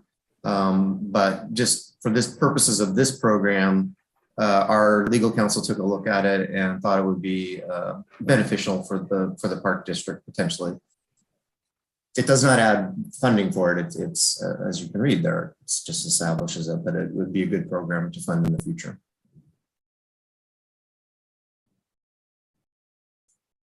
And then this last bill may not have a ton of, well, I shouldn't put it that way. The park district may not realize a lot of benefit from this bill because I'm not sure we would ever use a loan to purchase shoreline property. And after further review, Doug pointed out to us that the intent of this is if you purchase shoreline property with this funding and it's an endangered, let's say it's an endangered business, the expectation is that you would rent the facility out for a period of time and make funding, to fund the loan, you would actually create some profit from the facility and then also take it on when the use is no longer. So it's a good concept, I think, in terms of just protecting shoreline properties, but I'm not sure that the district would utilize it very much.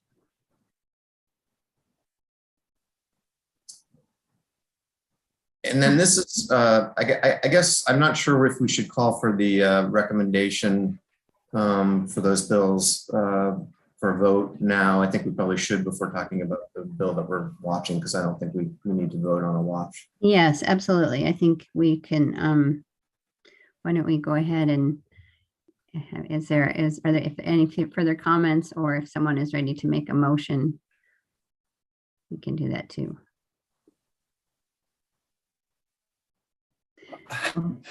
I will make the motion to, oh, go ahead, Dean.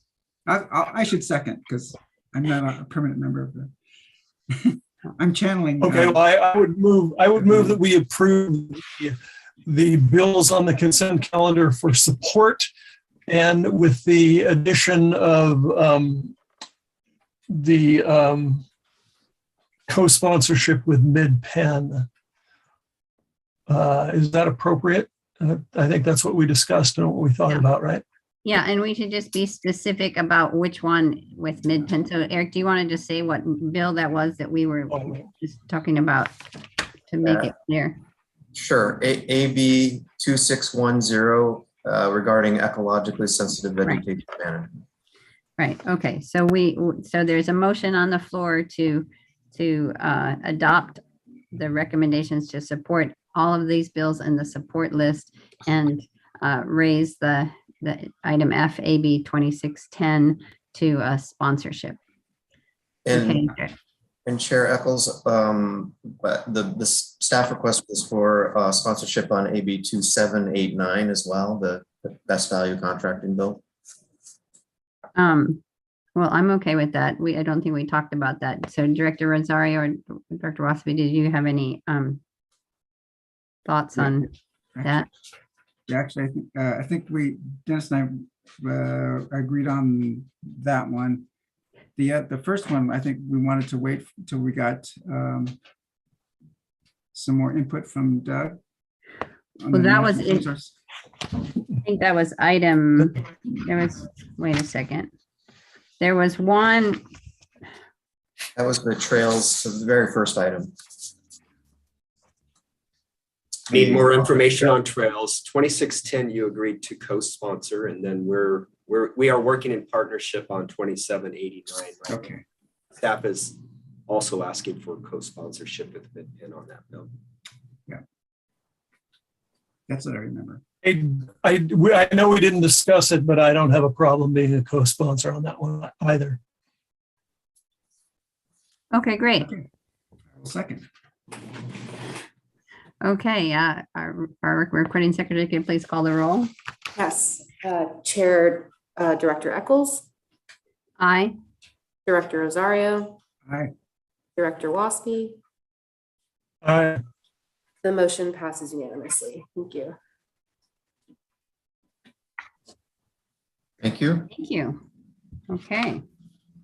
And then the bill that we wanted to just bring to the committee's attention and staff's attention is there is a bill has been introduced by Assemblymember Grayson to potentially waive provisions of the of CEQA. And this is very specific to the Concord base reuse project and very specific to the city's portion of that property. And we don't know if this will actually be employed. The governor would have to certify it. But we just want to make sure it's on the radar of the park district as we will be neighbors to this project, and it obviously will impact the park district at various levels. So just wanted to make sure that we had it on the radar. I don't know, Doug, if there's anything more to add to that at this time. No, I haven't heard anything yet. Great. Well, thank you for that. I think unless there are any further discussion, I think we're ready to move on to item B on the agenda. Yeah, and this is deals with the Army Corps of Engineers, and I would welcome Lisa's comments on this as well. But I know, Dennis, you have participated in a couple of site visits at the Hayward shoreline with some legislative staff. And we had thought that we might need to make a request of the Water Resources Development Act at the federal level for some additional support at the Hayward shoreline. And after talking with the Army Corps, we found that they actually have existing programs that would be beneficial for the work that we're trying to achieve and the partnerships we're trying to create at the Hayward shoreline. In terms of funding, they have a continuing authorities program that we could apply for directly as a park district for our specific project. And then for the overall jurisdictional challenges of I believe it's 9 agencies that manage property along that shoreline, they do have a technical assistance program called, I believe it's called Silver Jacket. And that is a kind of a tool where the Corps becomes a bit of the convener of the agencies of interest And it's been used, I believe, in Marin City, and we've reached out to better understand how that process has worked for them. But it did sound like a good option, or at least to have as an option, to bring some of the other entities to the table that have not been participating with HASPA. So Lisa, I don't know if there was anything else that I missed on that, or I was just going to add just a little bit more context in terms of the timeline. So in 2021, Eric, the general manager, and myself, we met with the local Army Corps, and we discussed if the Hayward Master Plan could be turned into a chief's report and ultimately lead to an Army Corps project. The Army Corps kindly assigned themselves the homework of reviewing that rather robust document. And so over the holiday season, they were able to review it, read through it, and they were incredibly impressed with it. But it didn't perfectly align with a chief's report. And they said if we were to move forward with the chief's report, it would be a $3 million investment, and it would have to perfectly align with the criteria. However, within that document, they saw a lot of opportunities of doing smaller bite-sized pieces, taking on the different projects that are identified in that document through the continuing authority program that Eric mentioned, the CAP program. And they just really want to emphasize what wonderful partners they were with us, sitting down in the meeting, speaking through all of the layers and logistics of working within the Army Corps. They were incredibly helpful. And in March of 2022, John Holder, senior planner, organized having the Army Corps come and give a presentation to the HASPA TAC. So we did want to bring our partners into the fold early, share this information, and make a decision collaboratively on what to move forward with. I believe there's a public comment on this item. Kelly, did you have a public comment? Yes, I do. So Army Corps of Engineers, there's another giant project that has been going on for several years, maybe 10 years in El Viso. It's called the El Viso Salt Marsh Restoration Project. And it features I guess the project managers, the U.S. Army Corps of Engineers. And they are building levees and salt marshes and restoring and doing basically all the same stuff that is needed at the Hayward Marsh thing. So I'll give you one quote from the Sierra Club story about this. Quotes Lieutenant Colonel David Kaufers, and he says, "I need 2 million cubic yards of dirt." And this is these things are very massive, very specialized, very huge, and it requires a lot of expertise in moving lots of dirt, and also in getting around or going through or getting permits and getting government approvals. And the U.S. Army Corps of Engineers, they obviously know how to do all that stuff because they're doing it in El Viso. And if you're going to bring them in to Hayward, they would be the right people to get involved in Hayward, because it seems like they know what they're doing. Thank you. Thank you. Do either of our board directors have comments on this item?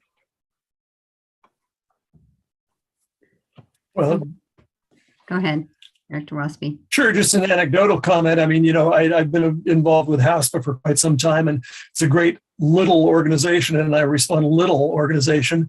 You know, we were doing great things trying to protect the shoreline, and then when we decided to deal with sea level rise and some resilience along the shoreline, we I don't know if it was good or bad, it will eventually, but we got a shoreline master plan, and the master plan suggested that on only the Hayward shoreline portion of the San Francisco Bay to deal with sea level rise, it would cost over $1 billion. That plan is over $1 billion. It's way past what we can do. I think it's way past whatever any city can do. I think way past what any park agency, shoreline agency, anybody can do. I think we need, you know, I hate to use the term, but I mean, you need an army. This is a war. You know, I'm always amazed at the shoreline, and Dr. Alvarez helped me because I'll probably blow it. But I mean, what's the California shorelines? What is a California shoreline? 1,600 miles, but something like that from Crescent City down to Imperial City or wherever it is down by the border. But the San Francisco Bay is 535 miles of shoreline. It's almost a third of that. So we've got a real big problem here that's not going to be solved with without the help of somebody really big. And I like Kelly says, they do this kind of work. They use terms like 200 billion cubic yards of soil, and they don't even blink at it. And they know how to get permits, and they know how to get things done. So I think we really need to keep this relationship up with these folks. Thank you, Director Waspy. Anything else, Eric? I just wanted to create Dr. Alvarez if there was any comments you would want to make on sea level rise and or the Restoration Authority as an advisory member for the committee. Thank you so much, Eric. Yes, I just wanted, you did really well, Dennis. And the only additional consideration here in terms of the Bay Area in Northern California is that 40% of California's water goes through the Bay. And so it's a very critical piece of the infrastructure for the economy and also the natural systems. In regards to the Bay Restoration Authority, an amazing endeavor that the Park District has been very much a part of, in raising $500 million across 9 counties to do restoration, is not resolving all of the work that needs to be done here. And just recently, we had a very in-depth discussion about the need to add capacity, given the urgency in terms of the timelines to be able to do a nature-based approach to sea level rise. The last studies indicate that we have we have 9 years to complete any horizontal levee or any wetland restoration. After that, we're really looking at erecting built infrastructure, levees. It's very similar to what other jurisdictions look like in the eastern coast of the United States that are used to having these types of events and issues like Louisiana. And we want to keep our spaces and our landscapes as natural as possible. So there's a level of urgency. Like Director Waspy says, we're all now calling for an army approach to be able to resolve. And hence you see all this introduction of bills that we'll be discussing here to develop climate resiliency. But at some point, we're going to hit a moment in time when we will be switching from natural infrastructure and habitat to discussing retrieve and levees. That's what we'll be. So thank you for the opportunity, Eric. Thank you, Dr. Alvarez. Okay, I think we're ready to move on to item C. Sure, and just on the first one, we've kind of already touched on it. It's regarding advocacy for the Tassajara Creek Trail and the notion that came to Director Lane is when we were at a Tri-Valley Mayor's, that was a dinner actually, or a luncheon, that perhaps we should be speaking with them before they go back to DC for their advocacy. And we were able to have those conversations to seek letters of support for that project. And I'm not sure they made the request this year, but hopefully potentially for next year, they may advocate on behalf of that project. It really does connect the whole Tri-Valley ultimately. So seeking their support on that. And then on the next two, I think I might, at least on the Miller Knox site visit, invite Flora if she would like to say a few words about that as a person that organized it. Certainly. Thank you, Eric. Hello, committee members. Flora Chontosh here, legislative assistant. This site visit took place in mid-January, excuse me, with Assemblymember Mark Levine, whose district is in Marin County. He reached out proactively to our team, which was a pleasant surprise. He's a member of the State Assembly Committee on Water, Parks, and Wildlife, and also sits on the Appropriations Committee, and was very interested in learning more about the Park District's wildfire mitigation work, and asked for a site visit to discuss a little more about our efforts and the projects we're working on.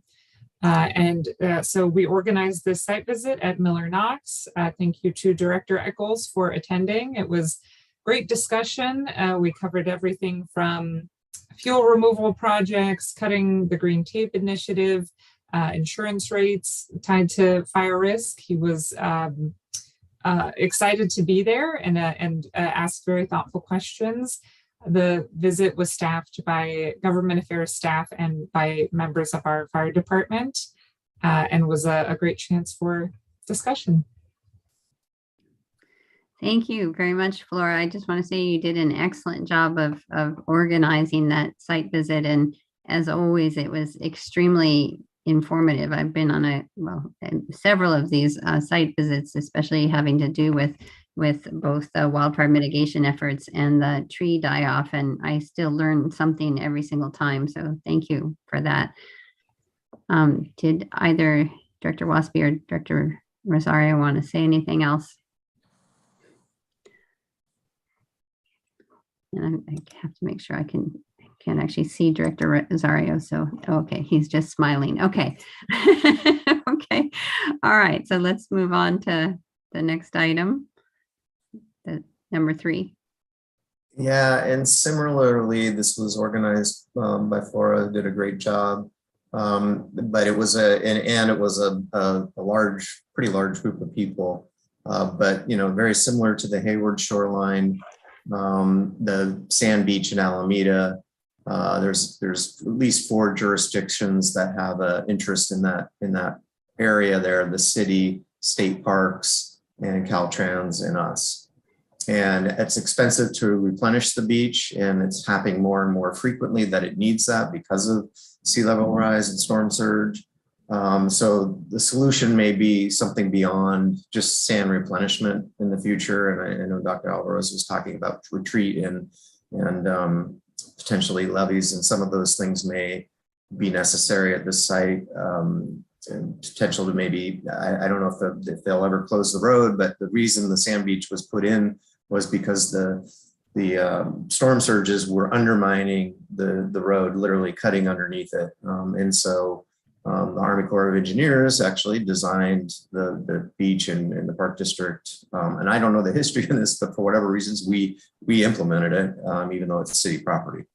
But anyway, the visit was to try to engage other parties for future approaches to how we manage that amenity in Alameda. And Eric, I'll just add on one thing that is an outcome of that meeting. EBRPD is working to coordinate a working group with the city of Alameda to continue the conversations and identify funding policy solutions in a long term. Great. Okay, good update. Any comments from my fellow members? Okay, Director Rosario. Yeah, I just want for this site visit in Alameda and also the previous one, how important these on-site visits are. And I really appreciate Flora's work in organizing these. And they're important because you get a better perspective when you see it on the ground. And then people actually see them. They get a better perspective. Pictures don't always do it justice, or maps. And so I think these site visits are very, very, very helpful and educational, and also just a way to promote our causes. So I really appreciate these. So thank you very much. Yeah, good work. Okay. Anything else? Okay. All right. So I think now do you have anything on other matters, Eric? No, I don't believe so, unless Dr. Alvarez or Lisa or Doug do. Nothing on my end. Thank you, Eric. Okay, everybody's shaking their heads. All right. I'm going to ask our recording secretary if we have any open forum public comments. We do. We have one comment from Kelly. Thank you. Just a quick note on the overall economic disruption things. You know, people are talking about supply chain disruptions and little things about shortages or whatever, or that everything is stuck in on boats and boats in the Long Beach Harbor. But that's I think it's been going on now for so long, and the situation is getting so pervasive that it's really got to be looked at in terms of inflation and a systemic endemic inflation, and that's going to really be wide ranging and long lasting. And then when it comes to this things with Ukraine and sanctions, what people don't realize is it all sounds like, oh, that's fine, and the bad guys are going to be punished and by all these sanctions, and that's what's supposed to happen. But in reality, it works both ways. When the suppliers of raw materials in wherever aren't able to bring their product to market, then the buyers everywhere don't have as much supply of the materials they need, and everybody in the world, it's one big economy on this planet, and everybody in the world is going to suffer. It's not just the people. They're not just the people that we think are going to get punished, but the rest of us are going to have to pay a price too. So I'm not saying that we can't do these things, but the effects are going to. There's going to be some backlash, and it's going to come back to us. Thanks. Thank you, Kelly. Okay, thank you. So I think everyone got to see the articles and social media. Thank you for doing both. I really enjoy seeing the social media in addition. So I know we just started that at the beginning of this year and appreciate that. And then finally, we have board comments. Would either of my colleagues like to? Okay, Director Rosario, you're up. Actually, I have two outstanding questions. I didn't want to ask them before I forget. For Doug, when you were talking about the budget and the surplus and how to get around would acquisition, because I'm thinking of Point Malate, and would acquisition be a way of being considered a one-time expense? I think it is. I know that was part of the discussion earlier this year, and it certainly could be used as a tool from what I'm gathering. We're going to learn a lot more probably in the coming weeks as the numbers associated with whether to pull the trigger or not to pull the trigger become a little bit more crystallized. And I know there's a number of entities out there that are certainly looking for some funding for acquisitions. So yes, I can say with 90% certainty, Director. Cool. There you go, Elizabeth. Well, not just Elizabeth, everybody, but thank you, Director Rosario. Excellent question, because when I was listening to Doug, I thought it was just for infrastructure and not necessarily land. So that's great.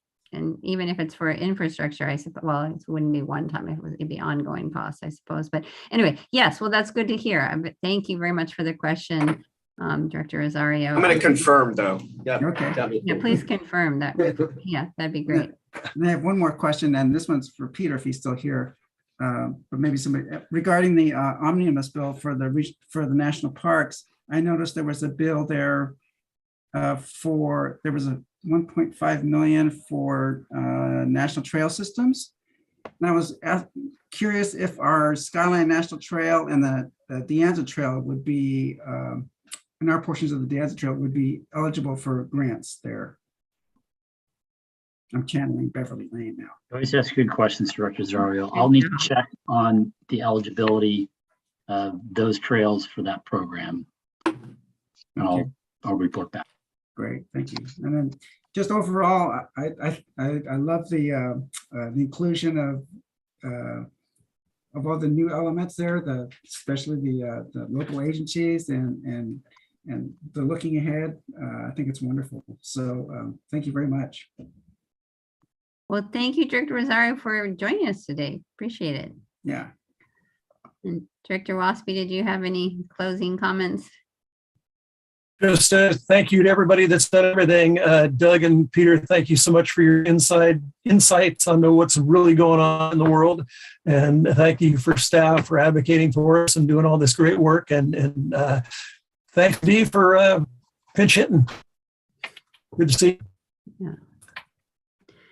Great. Well, thank you. I likewise want to give my thanks to the team and to our advocates, and really appreciate all of the information and hard work that is going on. And with that, I think we're ready to adjourn unless anyone has anything further. Nope. Okay, great. Well, have a good weekend, everybody. Take care. Stay well. Bye, everybody.